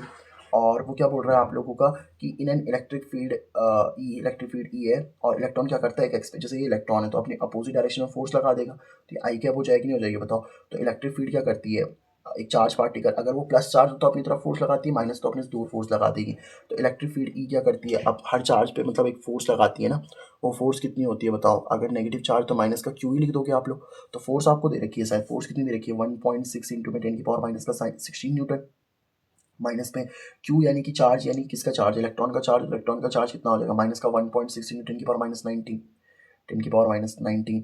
और इलेक्ट्रिक फील्ड तो आपको निकालनी है, कोई दिक्कत नहीं है। तो ये वाली चीज़ यहाँ जाकर डिवाइड हो जाएगी ना, तो इलेक्ट्रिक फील्ड की वैल्यू कितनी आ जाएगी बताओ, 1.6 इंटू में कितना, 10 की पावर में माइनस 16, और अपॉन में कितना 1.6 इंटू में कितना, और 10 की पावर माइनस का 19 आ जाएगा। माइनस 19 ऊपर चला जाएगा, ये माइनस है ना, इससे ये कैंसिल हो गया, तो कितना बच गया माइनस का 1 इंटू में 10 की पावर माइनस का 16, माइनस 19 ऊपर जाके प्लस का 19 हो गया, तो कितना बच गया माइनस का 1 इंटू में माइनस 16 प्लस 3 19 कितना हो जाएगा बताओ, 10 की पावर 3 हो जाएगा ना। तो कितनी वैल्यू आ गई, इतना न्यूटन पर कूलम इज द आंसर। अब यार समझ में आ गया ना आपको, बस सिंपल सी बात ये थी कि उसमें फोर्स निकालनी थी। अब अगला क्वेश्चन क्या दे रखा है कि assertion a negative charge in electric field move along the direction of electric, obviously बात है। अब देखो जो समझो मान लो आप बात को समझो, ये इलेक्ट्रिक फील्ड है। अब देखो ये आपका पास में अगर प्लस क्यू चार्ज हो तो इलेक्ट्रिक फील्ड की तरफ जाता है, और माइनस क्यू चार्ज हो तो इलेक्ट्रिक फील्ड से दूर जाता है। तो क्या बोल रहा है, negative charge in electric field move along the direction of electric, ये बात सही है, असर्शन तो रॉन्ग हो गया यहाँ पे, क्योंकि नेगेटिव चार्ज तो इलेक्ट्रिक फील्ड के अवे जाता है ना। और रीजन क्या है, और negative charge a force at in the direction of electric field, तो ये भी गलत बात है। नेगेटिव चार्ज पे इलेक्ट्रिक फील्ड की डायरेक्शन में कहाँ फोर्स लगती है, इलेक्ट्रिक फील्ड के विपरीत दिशा में फोर्स लगती है ना भाई साहब। तो ये आपका असर्शन रीजन वाला क्वेश्चन भी हो गया, ठीक है। अब हम लोग अगला क्वेश्चन कर लेते हैं, और अगला क्वेश्चन भी आप लोग का बहुत ही ज़्यादा ईजी क्वेश्चन है यार। देखो क्या बोल रहा है, the electric field lines can not cross each other also they do not form close loop. हाँ सिंपल सी बात ये है, give reason. Electric field lines क्या नहीं करती है बताओ आप लोग की, इलेक्ट्रिक फील्ड लाइंस कभी भी एक दूसरे को ऐसे ऐसे क्रॉस नहीं कर सकती, क्योंकि अगर क्रॉस करेंगी तो वहाँ पे दो फील्ड ऑफ डायरेक्शन बन जाएंगी ना, लाइन मतलब दो डायरेक्शन बन जाएंगी वहाँ पे, जो चीज़ आपकी पॉसिबल ही नहीं है। मतलब सिंपल सी बात है, दो इलेक्ट्रिक फील्ड लाइंस कभी भी एक दूसरे को इंटरसेक्ट नहीं करती, क्योंकि वहाँ पे दो डायरेक्शन बन जाएंगी, एक ही पॉइंट पे दो डायरेक्शन बन जाएंगी इलेक्ट्रिक, जो कि पॉसिबल ही नहीं है। और वो क्लोज लूप भी नहीं बनाती। क्लोज लूप क्यों नहीं बनाती, क्योंकि प्लस क्यू से माइनस क्यू की तरफ तो निकलती हैं, पर वापस माइनस क्यू से प्लस क्यू की तरफ नहीं जाती हैं। क्लोज लूप कभी भी नहीं बनाती हो, समझे बात को। मैग्नेट की तरह तो नहीं है, मैग्नेट में क्या होता है देखो, मैग्नेटिक फील्ड लाइन नॉर्थ से निकलती है साउथ की तरफ तो जाती है, बट वापस अंदर साउथ से नॉर्थ भी चली जाती है, ठीक है। अब देखो अगला क्या बोल रहा है आपके पास में, draw the pattern of electric field lines when a point charge plus Q. तो यहाँ पे आपके पास में कोई प्लस क्यू चार्ज रखा हुआ है, और यहाँ पे आपके पास में कंडक्टिंग स्फीयर, ऐसे अनचार्ज कंडक्टिंग स्फीयर रखी हुई है। अब अनचार्ज का मतलब क्या होता है भाई, अनचार्ज का मतलब मैंने आपको बहुत बार फिजिक्स में बता चुका हूँ, जितना पॉजिटिव उतना नेगेटिव। तो मान लो यहाँ पे आपका प्लस है तो उसके पास में नेगेटिव आ जाएगा ना भाई, और ये आपका पॉजिटिव चार्ज इधर साइड आ जाएगा। तो प्लस से माइनस की तरफ बस अब इलेक्ट्रिक फील्ड लाइंस बना दो आप इस तरीके से, क्या दिक्कत है। जैसे प्लस से माइनस की तरफ इलेक्ट्रिक फील्ड लाइंस बन जाएंगी नहीं बन जाएंगी बताओ, इस तरीके से बन जाएगा ये। अब ये क्वेश्चन देखो क्या बोल रहा है आप लोग का, define electric dipole moment. Electric dipole moment क्या होता है भाई, किसी भी एक चार्ज को ले लो और मल्टीप्लाई कर लो उसकी डिस्टेंस से। भाई ऑब्वियस बात हमने सीखा है ना, दो चार्जेस होते हैं ना, माइनस का क्यू प्लस का क्यू, और उनके बीच की डिस्टेंस अगर कितनी आपके पास में 2a है ना, तो उस पर कितनी फोर्स लग रही होती है आप लोग की, माइनस क्यू होता है प्लस क्यू होता है, ठीक है। और उनके बीच की डिस्टेंस कितनी होती है आपके पास में 2a होती है कि नहीं होती, बताओ। माइनस क्यू प्लस क्यू और उनके बीच की डिस्टेंस कितनी होती है 2a। तो इलेक्ट्रिक डायपोल मोमेंट पी क्या होता है, क्यू इंटू 2a होता है। और इट इज अ स्केलर और वेक्टर क्वांटिटी। वेक्टर क्वांटिटी होती है माइनस क्यू से प्लस क्यू तरफ इसकी डायरेक्शन होती है ना। और ऐसा यूनिट आप निकाल सकते हो, चार्ज की यूनिट क्या होती है बताओ, न्यूटन। और ए क्या डिस्टेंस, डिस्टेंस की यूनिट क्या हो जाएगी, मीटर। तो ऐसा यूनिट क्या हो जाएगी बताओ, इसकी न्यूटन मीटर हो जाएगी। देखो सीबीएसई सैंपल पेपर क्वेश्चन पूछा गया था ये। अब एक क्वेश्चन मैं आपको करवा देता हूँ, फिर इसके बाद एक बार होमवर्क मिलेगा आप लोग को, ठीक है। क्वेश्चन नंबर 32 क्या बोल रहा है आप लोग का, two identical dipoles are arrange in x y plane as shown in the figure. मतलब आपके पास में यहाँ पे जैसे ये एक्स है और ये वाई है, और इसमें कुछ दो डाइपोल रखे हुए हैं आपका, minus Q plus Q plus Q minus Q. देखो एक डाइपोल ये वाला हो गया, एक डाइपोल ये वाला हो गया, ठीक है। Find the magnitude and direction of the electric field at point O. देखो समझो इस बात को, देखो ये प्लस क्यू चार्ज है ना, तो इस पॉइंट ओ पे इलेक्ट्रिक फील्ड इसकी वजह से ऐसे होगी कि नहीं होगी बताओ, यस सर। इसकी वजह से इलेक्ट्रिक फील्ड होगी, उसको मैं E1 बोल देता हूँ। और माइनस क्यू है तो उसकी तो तरफ ही इलेक्ट्रिक फील्ड होती है, तो उसको हम लोगों ने क्या बोल दिया, E2 बोल दिया, ठीक है। इसको हम लोगों ने क्या बोल दिया, E2 बोल दिया, ठीक है। और ये डिस्टेंस इसको ए दे रखी थी, ये डिस्टेंस कितनी दे रखी है बेटा, ए दे रखी है। तो ऑब्वियसली बात सर ये डिस्टेंस भी कितनी हो जाएगी आप लोग की, ई हो जाएगी, इसमें तो कोई दिक्कत है ही नहीं ना। अच्छा ये सारी डिस्टेंस ई, ये डिस्टेंस भी कितनी है आप लोग की, ई है। ये डिस्टेंस भी कितनी है बेटा आप लोग की, ई है। अब देखो ये प्लस का क्यू चार्ज तो माइनस क्यू पे इलेक्ट्रिक फील्ड ऐसे हो जाएगी बताओ आप लोग की, इसको मैं E3 इलेक्ट्रिक फील्ड बोल देता हूँ, और ये माइनस क्यू इसकी वजह से भी इलेक्ट्रिक फील्ड अपनी तरफ ही होगी तो E4 हो जाएगा। प्लस क्यू तो उससे दूर होती है ना, देखो यहाँ पे ओरिजिन रखा होता है ना O पॉइंट, प्लस क्यू वजह से इलेक्ट्रिक फील्ड ऐसे नीचे आ रही थी आप लोग की दोनों की वजह से, भाई इलेक्ट्रिक फील्ड तो सेम होगी। देखो पहला वाला चार्ज कितना है क्यू, इनके बीच की डिस्टेंस कितनी है A स्क्वायर, तो के क्यू अपॉन में ए स्क्वायर, और दूसरी की वजह से भी कितनी आ जाएगी बताओ, के क्यू अपॉन ए स्क्वायर। तो इलेक्ट्रिक फील्ड दोनों की वजह से सेम ही है ना, तो देखो जो नीचे इलेक्ट्रिक फील्ड बन रही है ऊपर इलेक्ट्रिक फील्ड बन रही है, सेम ही बन रही है, उसको मैं 2 ही बोल देता हूँ, क्योंकि देखो ना इस वाले चार्ज की वजह से कितनी इलेक्ट्रिक फील्ड बनेगी, इस वाले चार्ज की वजह से इस ओ पॉइंट पे ये डिस्टेंस कितनी ए और कितनी फील्ड होती है, इलेक्ट्रिक फील्ड का फॉर्मूला क्या होता है बताओ, के चार्ज कितना है बताओ आपका क्यू, और इनके बीच की डिस्टेंस कितनी है ए, तो के क्यू बाई स्क्वायर। यहाँ पे भी देखोगे ना चार्ज कितना है क्यू और उनके बीच की डिस्टेंस कितनी है ए, तो इलेक्ट्रिक फील्ड दोनों सेम ही तो है, तो नीचे इलेक्ट्रिक फील्ड 2 ही लग रही है आप लोग की और इधर भी 2 ही लग रही होगी, समझ पा रहे हो बात को। और ये एंगल कितना है बताओ 90 है, तो आपको बताना है नेट कितनी फोर्स लगती है, तो रिजल्टेंट निकालने के लिए क्या होता है, पहली वाली फोर्स मतलब जैसे 2e इलेक्ट्रिक फील्ड है 2e का स्क्वायर प्लस 2e का स्क्वायर, ये तो होता है a स्क्वायर प्लस में b स्क्वायर प्लस में कितना 2a भी cos थीटा, ठीक है इस तरीके से। तो ए स्क्वायर कितना बन जाएगा आप लोग को, 2e स्क्वायर मतलब 4e स्क्वायर, 2e स्क्वायर मतलब 4e स्क्वायर, और cos 90 वैल्यू कितनी होती है 0, तो ये पूरी टर्म ही 0 हो गई।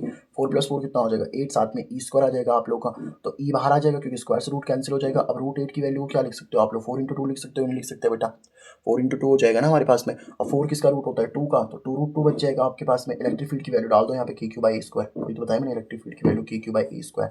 तो this is the question of CBSE 2023, ठीक है।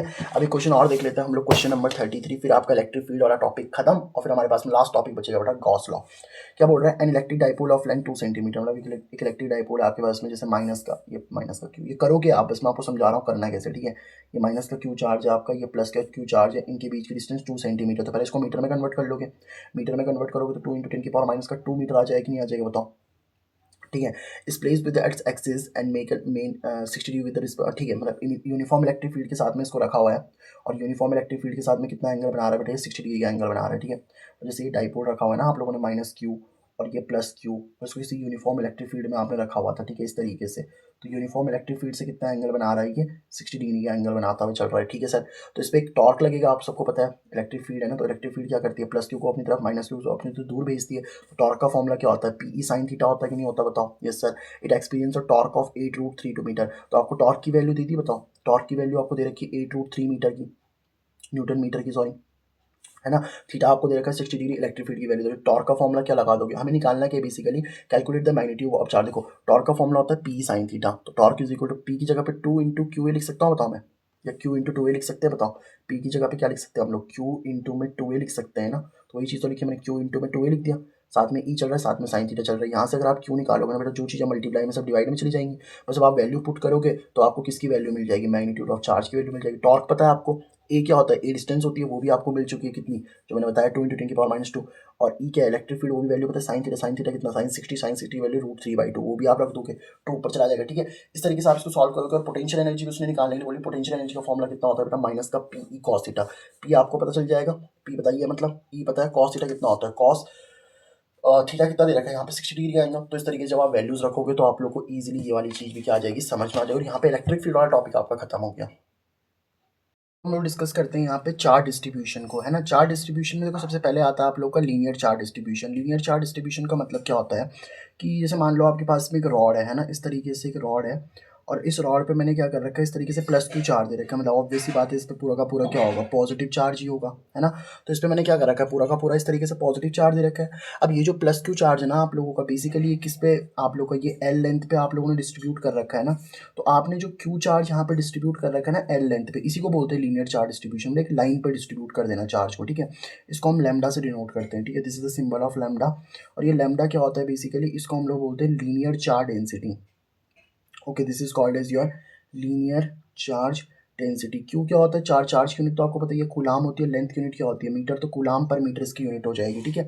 अच्छा अब सरफेस चार्ज डिस्ट्रीब्यूशन क्या होता है, जैसे मान लो आपके पास में कोई शीट है ना, और इस शीट पे आप लोगों ने क्या करा, इस तरीके से पॉजिटिव चार्ज को डाल दिया, मतलब ऑब्वियसली बात है जब क्यू चार्ज को आप लोग किस पे डाल रहे हो, किसी एरिया पे डाल रहे हो ना, जब आपका चार्ज अपॉन में एक एरिया आ जाता है उसी को हम लोग क्या बोलते हैं, सिग्मा बोलते हैं, सिग्मा, ये सिग्मा का साइन है, ठीक है, ये है ना सिग्मा का साइन है, सिग्मा मतलब सरफेस चार्ज डिस्ट्रीब्यूशन, इसको हम लोग बोलते क्या है, this is your surface charge density, ठीक है, this is called as your surface charge density. तो इसको हम लोगों ने नाम जो दे रखा है वो किसका नाम दे रखा है, सरफेस चार्ज डेंसिटी का नाम दे रखा है। यूनिट क्या हो जाएगी, चार्ज की यूनिट कूलाम और एरिया की यूनिट मीटर स्क्वायर, तो कूलाम पर मीटर स्क्वायर इसकी यूनिट हो जाएगी। वॉल्यूम चार्ज डिस्ट्रीब्यूशन का मतलब होता है जैसे मान लो मेरे पास में क्यूब है ना, क्यूब आप समझते ही हो, 6 स्क्वायर को मिला करके क्यूब बन जाता है ना आप लोग का। तो इस तरीके से मान लो मेरे पास में क्यूब है, अब इस क्यूब पे मैंने क्यू चार्ज दे रखा है, तो क्यूब का कुछ ना कुछ वॉल्यूम होगा, तो उसके लिए हम लोग डिनोट करते हैं रो। रो मतलब क्या होता है यहाँ पे, जिसको हम लोग बोलते हैं वॉल्यूम चार्ज डेंसिटी, ठीक है। This is called as your volume charge density. और ये जो वॉल्यूम चार्ज डेंसिटी होती है ना आप लोग की, इसको हम रो से डिनोट करते हैं। होता क्या है, देखो आपने क्यू चार्ज दे रखा है, क्यू चार्ज किस पे दे रखा है, वी वॉल्यूम पे, तो इस तरीके से इसकी यूनिट हो जाएगी, ठीक है।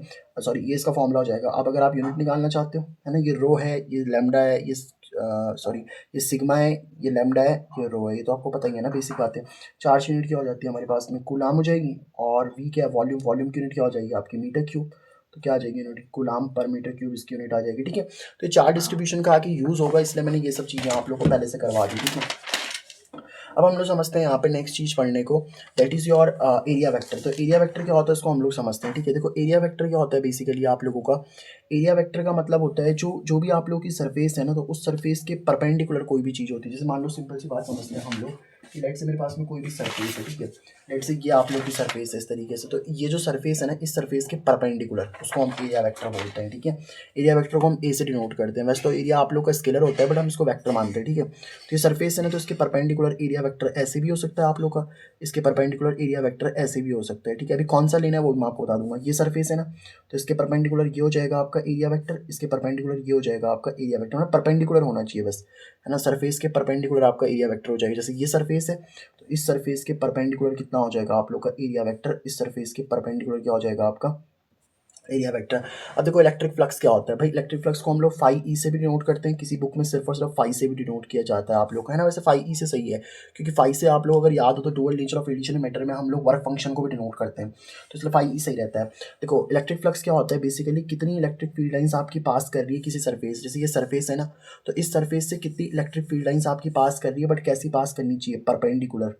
परपेंडिकुलर मतलब 90 डिग्री का एंगल बनाते हुए आपकी अगर कितनी लाइंस पास करी, जैसे ये लाइन है ना सारी की सारी, तो कितने 90 डिग्री पे अगर ये आप लोगों की क्या कर रही है, पास कर रही है ना इस तरीके से। जैसे ये सरफेस है देखो, अच्छा इससे कितनी इलेक्ट्रिक फील्ड लाइंस पास करी है, 4, तो इलेक्ट्रिक फ्लक्स कितना हो जाएगा, 4। हाँ स्केलर क्वांटिटी होती है, सीधा वैल्यू लिखो।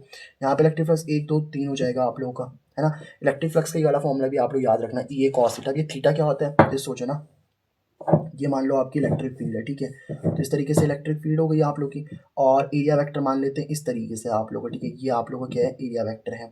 तो इलेक्ट्रिक फील्ड और एरिया वेक्टर के बीच का एंगल कितना हो गया, थीटा हो गया ना। तो थीटा जो होता है ना बेसिकली यहाँ पे, थीटा किस किस के बीच का एंगल होता है, theta is the angle between, है ना। यहाँ पे जो थीटा होता है बेटा, वो किस किस के बीच का एंगल होता है, theta is the angle between electric field and electric field and area vector. तो इलेक्ट्रिक फील्ड और एरिया वेक्टर के बीच का एंगल होता है। देखो अगर कहीं पे ई ए कॉस थीटा लिखा तो हम ई डॉट ए भी लिख सकते हैं ना, तो इलेक्ट्रिक फ्लक्स का आप ये वाला फॉर्मूला भी लिख सकते हैं, ई डॉट ए वाला, ठीक है। तो ये हो गया आप लोग का एरिया वेक्टर, या फिर आप बोल सकते हो इलेक्ट्रिक फ्लक्स, ठीक है।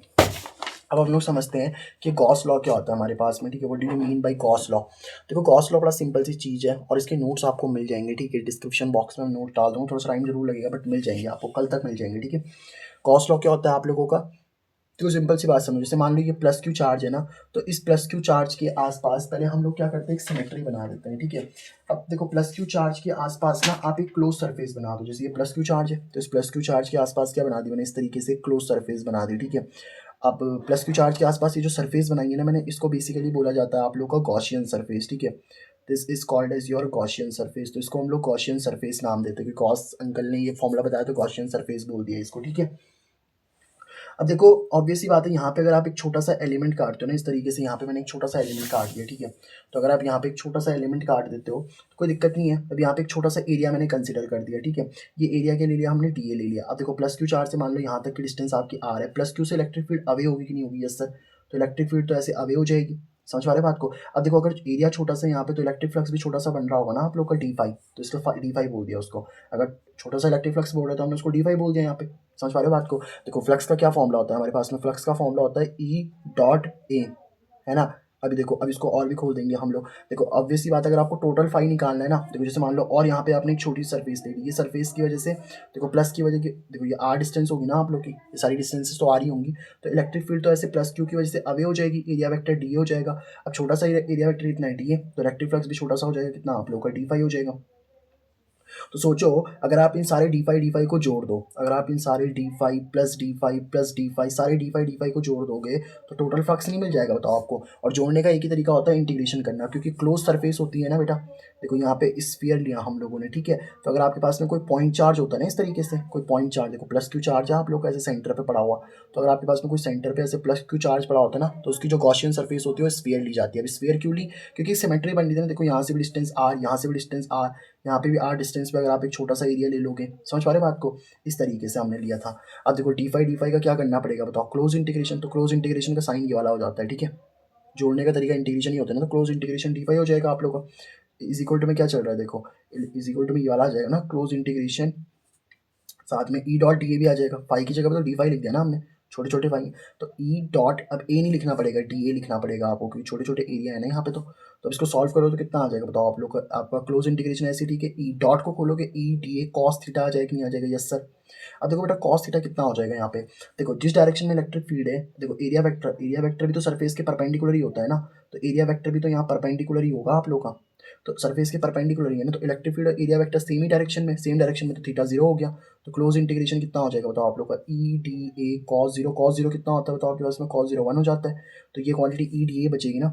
एक काम करो, इलेक्ट्रिक फील्ड तो कांस्टेंट है, उसको बाहर निकालो, तो क्लोज इंटीग्रेशन किसका आ जाएगा बताओ आप लोग का, डी ए का आ जाएगा। समझिए इस बात को, डी फाई को जोड़ करके तो फाई आ गया ना आप लोग का, ठीक है। फाई इनक्लोज आ गया आपका, ठीक है, मतलब फाई आ गया आप लोग का। ये आपने बाहर निकाल दिया, डी ए को जोड़ोगे, देखो ये टोटल डी ए को जोड़ोगे, अगर आप लोग सोच के देखो, अगर आप छोटे छोटे डी ए को जोड़ करके देखोगे ना, तो टोटल एरिया आ जाएगा, नहीं आ जाएगा बताओ, टोटल एरिया। और टोटल एरिया किसके बराबर आएगा, इस स्फीयर के एरिया के बराबर। और स्फीयर का एरिया कितना होता है आप लोग का, स्फीयर का एरिया होता है सर 4 पाई r² होता है, ठीक है। अब इलेक्ट्रिक फील्ड का फॉर्मूला डाल दो, देखो इलेक्ट्रिक फील्ड का फॉर्मूला क्या होता है, के क्यू अपॉन में कितना r², साथ में कितना चल रहा है आप लोग 4 पाई r² चली रहा है, r² से r² कैंसिल हो जाएगा आप लोग का।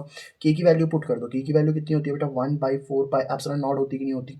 Yes sir. और साथ में कितना चल रहा है बेटा आप लोगों का, क्यू भी चल रहा है, इनटू में कितना चल रहा है, 4 पाई भी चल रहा है। 4 पाई से 4 पाई भी कैंसिल हो जाएगा, तो कितना बचेगा, क्यू बाई एप्सिलॉन नॉट बचेगा कि नहीं बचेगा? Yes sir. तो यानी कि इसका मतलब ये है, ये क्या बोलता था, total flux through a closed surface. अगर आपके पास में क्लोज सरफेस है ना, तो इस क्लोज सरफेस से निकलने वाला जो टोटल फ्लक्स होगा ना बेटा, तो total flux through a closed surface is 1/एप्सिलॉन नॉट टाइम्स, देखो आ रहा है कि नहीं आ रहा।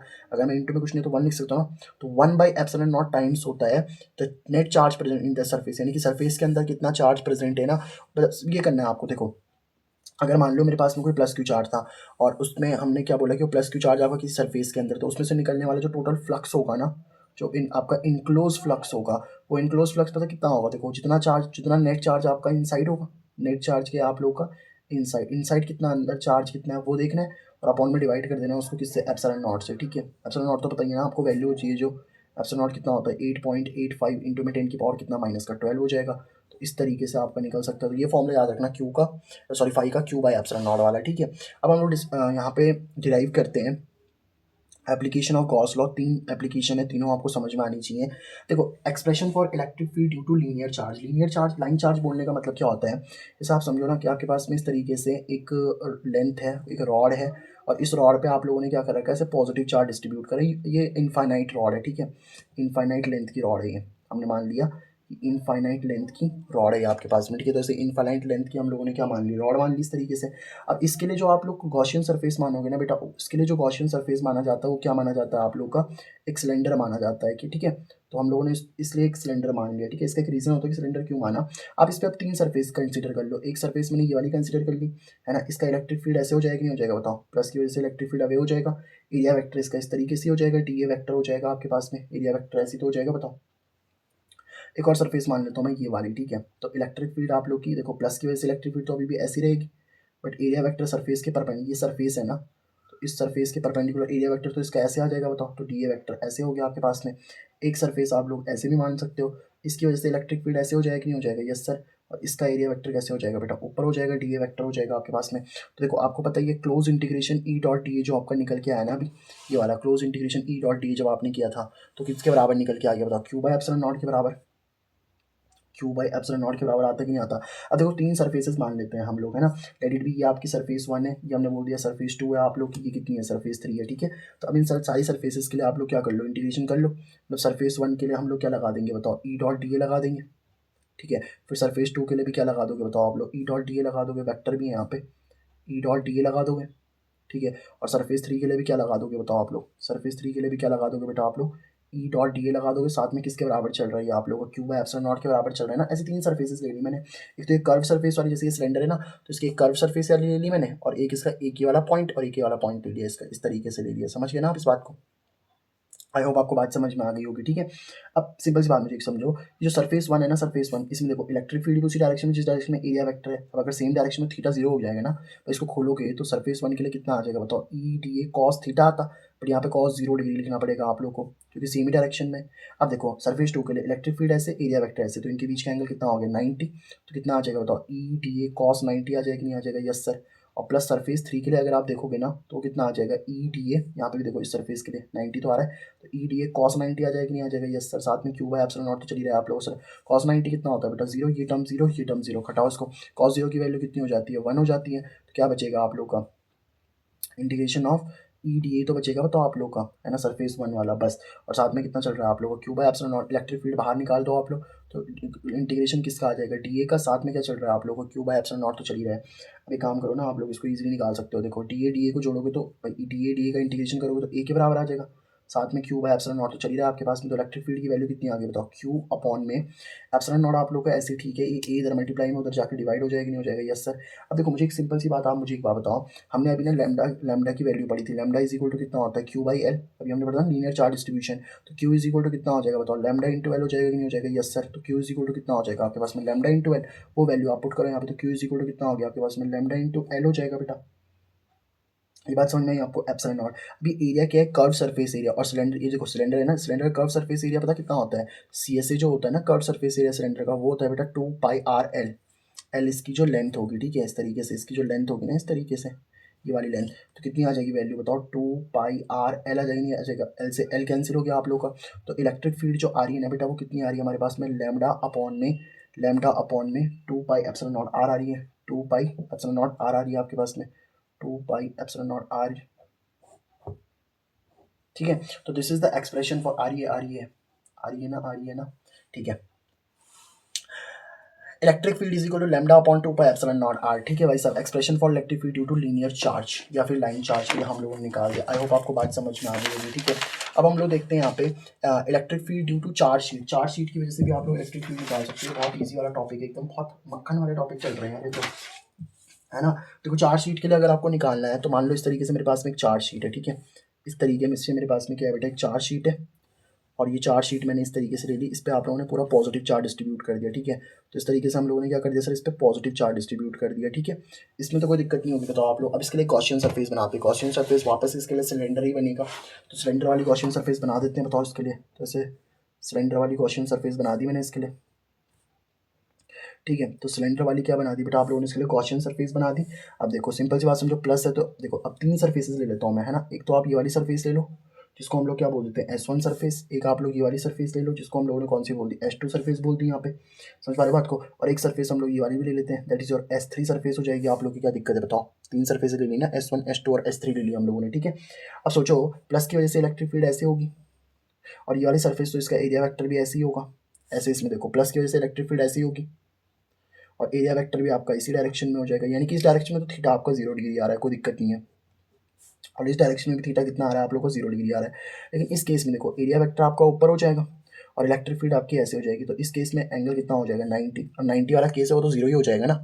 मतलब अगर मैं बोलूँ, चलो आपको करके दिखा भी देता हूँ, close integration E dot D ए किसके बराबर आ जाएगा बताओ आप लोग का, ई डॉट डी ए बराबर होता है क्यू बाय एप्सिलॉन नॉट, अभी हम लोगों ने डिराइव किया था। अब 3 सरफेसेस है ना आप लोग की, देखो सरफेस 1 के लिए निकालोगे आप लोग, सरफेस 1 के लिए क्या आ जाएगा, ई डी ए कॉस थीटा, ठीक है। फिर सरफेस 2 के लिए निकाल दो आप लोग क्या, ई डी ए कॉस, अच्छा सरफेस 1 के लिए कितना थीटा है बताओ आप लोग का, भाई ई डॉट डी ए को E D A cos theta ही तो आता है ना, इसके लिए 0 डिग्री हो जाएगा आप लोग का। सरफेस 2 के लिए भी कितना हो जाएगा, कॉस 0 ही हो जाएगा। लेकिन सरफेस 3 के लिए कितना हो जाएगा बताओ आप लोग का, सरफेस 3 के लिए ई डी ए कॉस 90 हो जाएगा सर, है ना। और बराबर में कितना चल रहा है बेटा आप लोग, क्यू बाय एप्सिलॉन नॉट तो चल ही रहा है हमारे पास में, ये कैंसिल तो हो ही जाएगा, कॉस 90 0 होता है, कॉस 0 की वैल्यू कितनी 1, और यहाँ पे भी कॉस 0 की वैल्यू कितनी हो जाएगी बताओ, 1 हो जाएगी। अब कितना बचा हमारे पास में, ध्यान से अगर आप देखोगे तो S1 बचा आपके पास में, ई डी ए बचा यहाँ पे, और S2 भी कितना बचा बताओ आप लोग का, ई डी ए बचा कि नहीं बचा, यस सर। समझ में आई आपको बात, क्यू बाय एप्सिलॉन नॉट तो आपका चल ही रहा है। अब देखो इन दोनों में से अगर आप क्लियरली देख पा रहे हो ना बेटा, तो ये ई कांस्टेंट है, ये बाहर आ जाएगा, तो क्लोज इंटीग्रेशन किसका हो जाएगा, डी ए का, सॉरी इंटीग्रेशन हो जाएगा डी ए का, ई आपका बाहर आ जाएगा, तो इंटीग्रेशन किसका हो जाएगा, डी ए का, साथ में क्यू बाय एप्सिलॉन नॉट तो चल ही रहा है। अब देखो डी ए का इंटीग्रेशन कितना होता है, ए, डी ए को जोड़ोगे तो ए तो आएगा, यहाँ पे डी ए को जोड़ोगे तो ए आ जाएगा, नहीं आ जाएगा बताओ, क्यू बाय एप्सिलॉन नॉट तो चलिए रहा है आप लोग का, ई ए इंटू ई ए कितना हो जाएगा बताओ आपका, 2 हो जाएगा कि नहीं हो जाएगा, yes sir, is equal to में कितना चल रहा है आप लोग का, Q by epsilon not.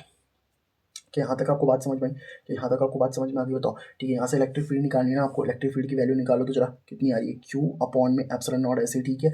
2a देखो यहाँ मल्टीप्लाई में इधर जाके क्या हो जाएगा बताओ आप लोगों को, डिवाइड हो जाएगा। अब आपने सिग्मा का फॉर्मुला पढ़ा हुआ है, सिग्मा क्या होता है आप लोगों का, Q by E, surface charge density अभी पढ़ाई थी ना, तो क्यू इज इक्वल टू कितना हो जाएगा बताओ आप लोगों का, सिग्मा ये ए इधर के साथ मल्टीप्लाई हो जाएगा, तो Q is equal to sigma A हो जाएगा, नहीं हो जाएगा, यस सर। तो electric field is equal to Q की जगह पे क्या लिख दिया बेटा आप लोगों ने, सिग्मा इंटू ए, साथ में कितना चल रहा है आप लोग का, एप्सिलॉन नॉट इंटू में 2a तो चल ही रहा है, 2a से a कैंसिल हो जाएगा आप लोग का, तो कितना आ गया, तो जो नेट इलेक्ट्रिक फील्ड आ रही है वो कितना आ रही है बताओ आप लोग की, सिग्मा 2 एप्सिलॉन नॉट आ रही है सर इलेक्ट्रिक फील्ड, ठीक है। और इस पॉइंट पे जैसे प्लस है ना, तो इसकी वजह से इलेक्ट्रिक फील्ड ऐसे आ रही है, इसकी वजह से इलेक्ट्रिक फील्ड ऐसे आ रही है, बस माइनस होता तो इसकी तरफ आ रही होती बस, और क्या फर्क था आप लोग का, ठीक है। अब हम लोग देखते हैं यहाँ पे expression for electric field due to, है ना, due to charge conducting sphere. अब चार्ज कंडक्टिंग स्फीयर का मतलब क्या होता है वो मैं आपको समझाता हूँ, ठीक है। देखो सिंपल सी बात समझो, हम लोग क्या करने वाले हैं, सबसे पहले ना हम लोग एक जैसे स्फीयर लेते हैं, ठीक है, और स्फीयर के आउटसाइड हम लोग इलेक्ट्रिक फील्ड निकालने वाले हैं। तो अगर हम बोलेंगे electric field outside the sphere, ठीक है, तो स्फीयर के आउटसाइड कैसे इलेक्ट्रिक फील्ड निकालेंगे वो मैं आपको समझाता हूँ अभी। देखो जैसे मान लो आपने क्या करा ना, इस तरीके से आपने स्फीयर ले रखा है, ठीक है। अब स्फीयर को जो भी आप चार्ज देते हो ना बेटा, वो उसकी सरफेस पे चला जाता है, तो इस तरीके से पॉजिटिव चार्ज इसकी सरफेस पे आ गया, ठीक है। अब मान लो इसके बाहर क्या है, कोई पॉइंट है, लेट्स से ये बाहर आपका पी पॉइंट है, पी पॉइंट पर अगर इलेक्ट्रिक फील्ड निकालनी है तो उस पर आप क्या निकाल दोगे, सबसे पहले एक गॉसियन सरफेस बना दोगे इस तरीके से, के वाली बात समझ में आई आपको। अब अगर मान लो इसकी जो रेडियस है ना, लेट इट बी ये वाली रेडियस आर है स्फीयर की, और गॉसियन सरफेस की जो रेडियस है वो आर है। अब आप क्लियरली देख पा रहे हो कि आर जो है वो ग्रेटर देन आर है, क्या आपको इतनी बात समझ में आ रही है। बस अब आपको कुछ नहीं करना है, यहाँ पे गॉस लॉ लगाना है, close integration E dot D किसके बराबर होता है बताओ आप लोगों को, क्यू बाय एप्सिलॉन नॉट के बराबर। तो यहाँ से ई तो बाहर आ जाएगा आपका, तो क्लोज इंटीग्रेशन किसका हो जाएगा, डी ए का हो जाएगा आप लोगों का, साथ में क्यू बाय एप्सिलॉन नॉट, तो चल ऐसे ठीक है बेटा। डी ए अगर आप निकालोगे ना तो डी ए किसके बराबर आ जाएगा, ए के साथ में कितना चल रहा है आप लोगों का, क्यू बाय एप्सिलॉन नॉट चल रहा है कि नहीं चल रहा है, यस सर, है ना, क्योंकि यहाँ पे देखो अंदर चार्ज प्लस है ना आप लोग का, तो देखो इलेक्ट्रिक फील्ड कितनी आ जाएगी बेटा आप लोग की, ये आ जाएगी क्यू एप्सिलॉन नॉट इंटू में कितना ए, ये इधर मल्टीप्लाई में जाकर डिवाइड हो जाएगा ना, तो इलेक्ट्रिक फील्ड कितनी आ चुकी है आप लोग की, क्यू, ठीक है, साथ में कितना चल रहा है बताओ आप लोग का, साथ में कितना चल रहा है आप लोग का एप्सिलॉन नॉट। एरिया क्या है यहाँ पे, स्फीयर का एरिया कितना होता है आप लोग का, 4 पाई आर स्क्वायर होता है कि नहीं होता, यस सर। तो ये इलेक्ट्रिक फील्ड किसके बराबर आ चुकी है बताओ आप लोग की, सर ये हमारे पास में बराबर आ चुकी है, देखो 1/4 पाई एप्सिलॉन नॉट, अगर आप इसको मैं 1 से मल्टीप्लाई कर दूँ ना तो 1/4 पाई एप्सिलॉन नॉट, ये किसके बराबर होता है, के के बराबर, आपको बताइए ना, 1/4 पाई एप्सिलॉन नॉट ये किसके बराबर होता है हमारे पास में, के बराबर होता है। तो ये वाली चीज़ के बराबर होगी, साथ में क्यू अपॉन में कितना आर स्क्वायर। तो जितनी इलेक्ट्रिक फील्ड आ रही होती है ना एक पॉइंट चार्ज की वजह से, जितनी इलेक्ट्रिक फील्ड आ रही होती है उतना ही आप लोग का electric field outside the sphere भी आ रही होती है आप लोग की, ठीक है। अब दूसरा केस हम लोग निकाल लेते हैं इसका, electric field inside the sphere, ठीक है। तो इलेक्ट्रिक फील्ड अगर आपको इनसाइड द स्फीयर निकालनी है तो कैसे निकालोगे आप लोग, ठीक है। तो electric field inside the sphere, तो स्फीयर के अंदर अगर आपको इलेक्ट्रिक फील्ड निकालनी है ना बेटा, तो वो कैसे निकालोगे, बड़ी सिंपल सी बात है यार। देखो अब जैसे मान लो ये आपका गॉसियन सरफेस हो गई, ठीक है, या आप ऐसा बोलो ये हमारे पास पे स्फीयर है, स्फीयर के ऊपर कौन सा चार्ज है, पॉजिटिव चार्ज है, ठीक है। या इलेक्ट्रिक फील्ड ऑन द, देखो इनसाइड हम निकालेंगे, पहले इससे पहले ना एक और केस कर लेते हैं, इसको थर्ड ले लेंगे हम लोग, ठीक है। देखो इससे पहले एक और केस करते हैं, that is electric field on the surface of the sphere, ठीक है, on the surface of the sphere, sphere की सरफेस पे निकालेंगे हम लोग, ठीक है। अब सरफेस पे निकालेंगे तो ये पॉजिटिव चार्ज है ना, तो अगर पॉजिटिव चार्ज है तो यहीं पे गॉसियन सरफेस भी हो जाएगी, क्योंकि यहीं पे अब आप लोगों का क्या निकालनी है, आपको इलेक्ट्रिक फील्ड निकालनी है ना। तो इलेक्ट्रिक देखो इस केस में मतलब आप बोल सकते हो ना कि अगर मान लो ये आर है तो दूसरा वाला भी कितना होगा, आर ही होगा, मतलब जो रेडियस स्फीयर की होगी वही रेडियस गॉसियन सरफेस की भी तो होगी ना, मतलब आप क्लियरली बोल सकते हो आर किसके बराबर हो जाएगा आप लोग का, आर के बराबर हो जाएगा। क्या ये वाली बात आपको समझ में आ गई बताओ। अब इलेक्ट्रिक फील्ड का देखो यहाँ से क्या फॉर्मूला आ रहा था, हमने अगर देखा ना कि आपके पास में अगर आर की बस ये वाला जो फॉर्मूला है ना कि इलेक्ट्रिक फील्ड का क्यू अपॉन में सिग्मा, ये वाला जो फॉर्मूला है आपके पास में, बाकी सब तो सेम ही आएगा ना। आप close integration E dot D ए करोगे, क्यू बाय एप्सिलॉन नॉट आ जाएगा। बस यहाँ पे क्या होगा आप लोगों को जो एरिया आ रहा था ना आप लोगों को, देखो इतनी इलेक्ट्रिक फील्ड की वैल्यू तो सेम ही आ रही होगी, क्यू एप्सिलॉन नॉट इंटू ए तो आई रहा होगा, ठीक है। बस इलेक्ट्रिक फील्ड की वैल्यू पता कितनी हो जाएगी, क्यू हो जाएगी आपके पास में, इसमें तो कोई दिक्कत नहीं, बताओ आप लोगों को, ठीक है। एप्सिलॉन नॉट भी आपके पास में ऐसी, ठीक है, इनटू में ए जो है ना आप लोग को, अब देखो क्यू की वैल्यू यहाँ पे पता कितनी हो चुकी होगी आप लोग की, देखो हमें पता है ना, क्योंकि जब अगर सरफेस पे आ जाएगा तो सरफेस पे कौन सी डेंसिटी लगेगी, सरफेस चार्ज डेंसिटी, और सरफेस चार्ज डेंसिटी कितनी होती है सिग्मा, तो सिग्मा इज इक्वल टू कितना हो जाएगा आप लोग का क्यू बाई हो जाएगा, तो क्यू इज इक्वल टू क्या हो जाएगा आप लोग का सिग्मा इंटू ए हो जाएगा कि नहीं हो जाएगा, क्योंकि अब आप सरफेस पे बात कर रहे हो ना, तो इलेक्ट्रिक फील्ड की वैल्यू पता कितनी आ जाएगी, क्यू की जगह पे आप लिख दोगे सिग्मा इंटू ए, साथ में कितना आ जाएगा एप्सिलॉन नॉट इंटू में ए, तो ए से ए कैंसिल हो गया, तो इलेक्ट्रिक फील्ड कितनी आ जाएगी आप लोग की सिग्मा बाई एप्सिलॉन नॉट आ जाएगी। समझिए आप इस बात को, तो सिग्मा बाई एप्सिलॉन नॉट ये वैल्यू आ रही होगी। अब देखो electric field inside the sphere की भी बात कर लेते हैं, ठीक है, इसको सेकंड के चलो जो भी मानना है आपको, ठीक है, electric field inside the sphere. अब देखो electric field inside the sphere तो जीरो होती है, ये वाला जो केस है ना बेटा, इसको अपनी लैंग्वेज में मैंने ना इसको थ्योरी में भी और अच्छे से करवा के रखा है, उसमें मतलब आप लोग एकदम इसके नोट्स में आपको बिल्कुल डिस्क्रिप्शन बॉक्स में दे दूंगा, वैसे ये वाली आप लोग की ना एकदम मोस्ट इंपॉर्टेंट है, मुझे मुझे पता नहीं क्यों फील लग रहा है कि ये वाली इस बार बोर्ड एग्जाम में आ सकती है आप लोग की, ठीक है, उसको पढ़ के चल डालना भाई। Electric field inside the sphere क्या हो जाएगा आप लोगों को, जैसे अब देखो ये गॉसियन सरफेस है आप लोग का, गॉसियन सरफेस मतलब क्या, ये पॉजिटिव चार्ज हो गया बताओ आप लोग का, और ये वाली कितनी डिस्टेंस हो गई आप लोग की, अब देखो ना, सॉरी ये वाले गॉसियन सरफेस नहीं है, ये स्फीयर है, और अंदर की तरफ इस बार गॉसियन सरफेस बनेगी। अब देखो जो आप लोग का इलेक्ट्रिक फील्ड का फॉर्मूला होता है ना, देखो जो कुछ भी ये चल रहा है आप लोग का, ये देखो ना इलेक्ट्रिक फील्ड का फॉर्मूला क्या चल रहा है आपके पास में, क्यू बाय, देखो सिंपल सी बात समझो, क्या फॉर्मूला होता है आपके पास में, गॉस गॉस लॉ क्या होता है, close integration E dot D is equal to Q by epsilon naught. अब देखो क्यू क्या होता है, इन देखो स्फीयर के अंदर तो कोई चार्ज है ही नहीं ना, क्योंकि स्फीयर के सरफेस पे चार्ज, तो अंदर तो कोई चार्ज है नहीं, तो क्यू की वैल्यू कितनी आ गई जीरो, तो इलेक्ट्रिक फील्ड भी कितनी आ जाएगी जीरो ही आ जाएगी, ठीक है। इनसाइड तो कोई चार्ज है ही नहीं ना आप लोगों का, समझ पा रहे हो इस बात को, स्फीयर के ऊपर चार्ज है भाई, ठीक है। अब हम लोग इसके बेस के जो क्वेश्चन है वो क्वेश्चन कर लेते हैं, फिर हम लोग इस टॉपिक को खत्म करते हो, अपना चैप्टर जो फर्स्ट है उसको खत्म कर चुके होंगे एकदम डिटेल में, ठीक है। Which statement is true for Gauss law, देखो गॉस लॉ के लिए कौन से स्टेटमेंट ट्रू है देखते हैं, all the charges whether inside और outside the Gaussian surface contribute the electric flux, ये क्या बोल रहा है कि चाहे आपके चार्जेस बाहर हों या चार्जेस आप लोगों के अंदर हों, गॉसियन सरफेस के अंदर हों या फिर बाहर हो, सारे के सारे इलेक्ट्रिक फ्लक्स में कंट्रीब्यूट करते नहीं।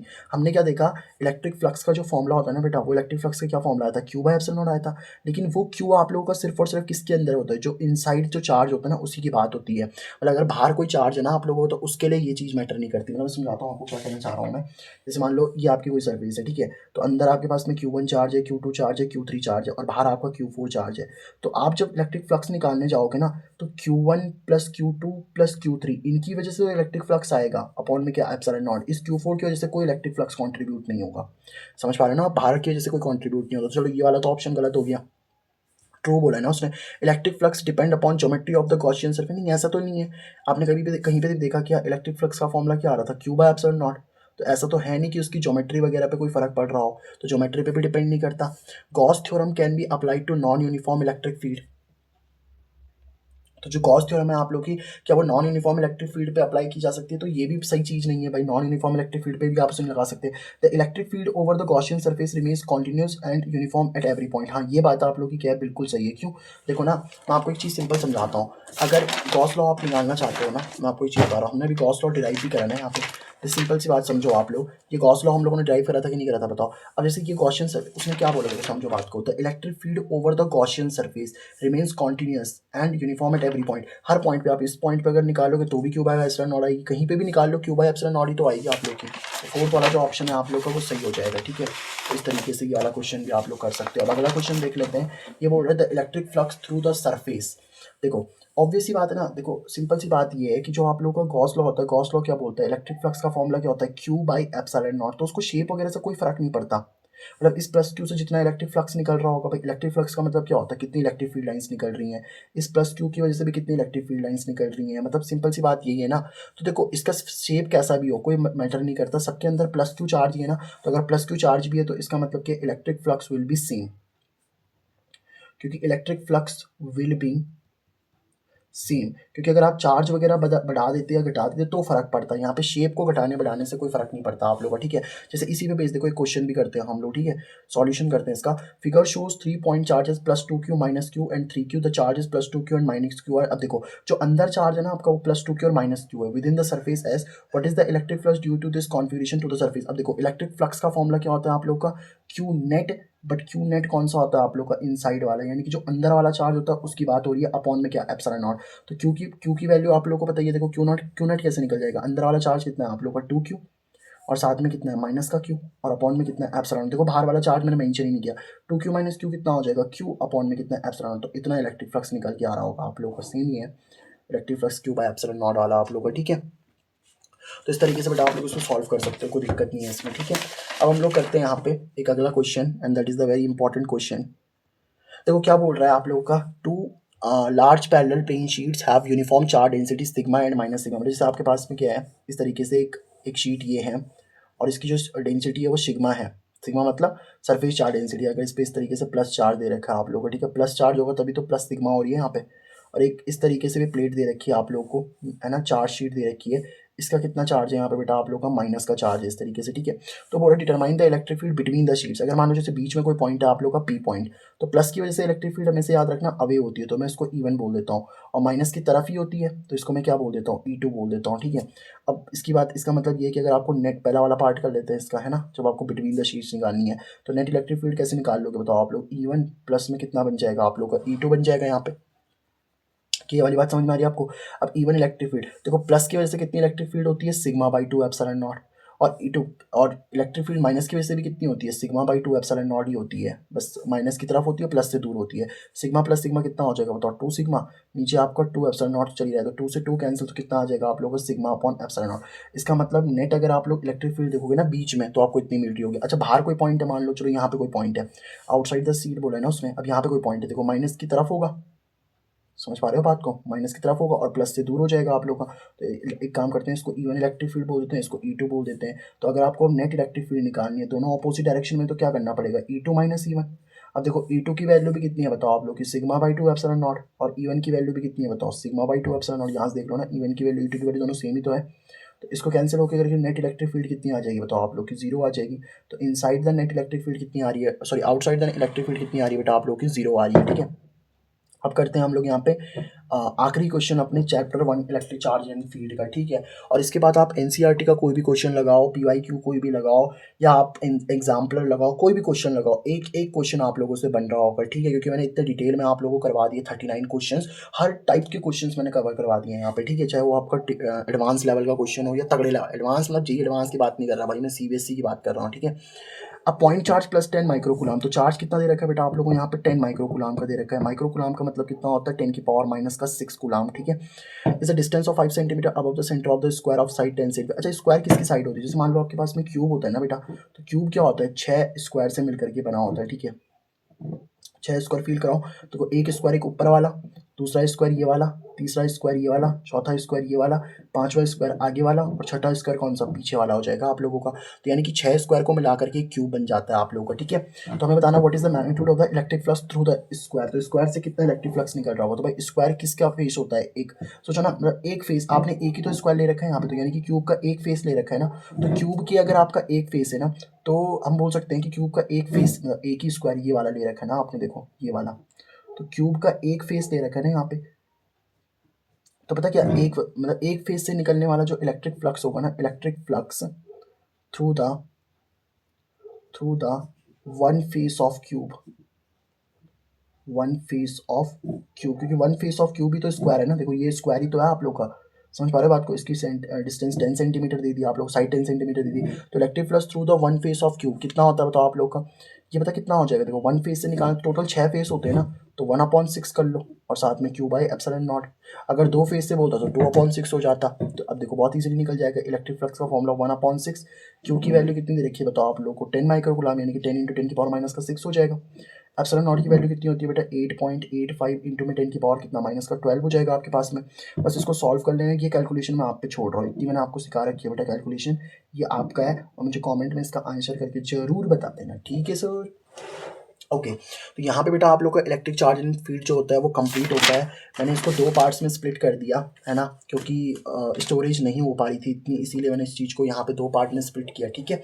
पर लेकिन देखो आप चैप्टर को एकदम डिटेल में मैंने बिल्कुल बेसिक से उठा दिया बेटा, है ना। सारे के सारे क्वेश्चन, ये सब नोट्स मैं आपको डिस्क्रिप्शन बॉक्स में दे दूँगा। देखो कितने पेजेस हैं आप लोग, ये सब पेजेस पढ़ने हैं भाई, 1 2 एकदम बेहतरीन हैंड राइटिंग में, 1 2 3 4 है ना, 5 6 7 8 9 10, ठीक है, 16 16 17 18 19 20 20, मतलब तगड़े लेवल पे खत्म करवा दिया मैंने चैप्टर, ठीक है भाई। इसके बाद बस अब प्रैक्टिस करना है यार क्वेश्चंस को, और क्या करोगे, बस एनसीईआरटी के क्वेश्चन, सीबीएसई के पीवाई के क्वेश्चन, और अगर आप मुझे बोलोगे तो मैं आपको प्रैक्टिस शीट भी दे दूँगा। चलो मिलते हैं नेक्स्ट वीडियो में, तब तक के लिए bye bye, have a great day.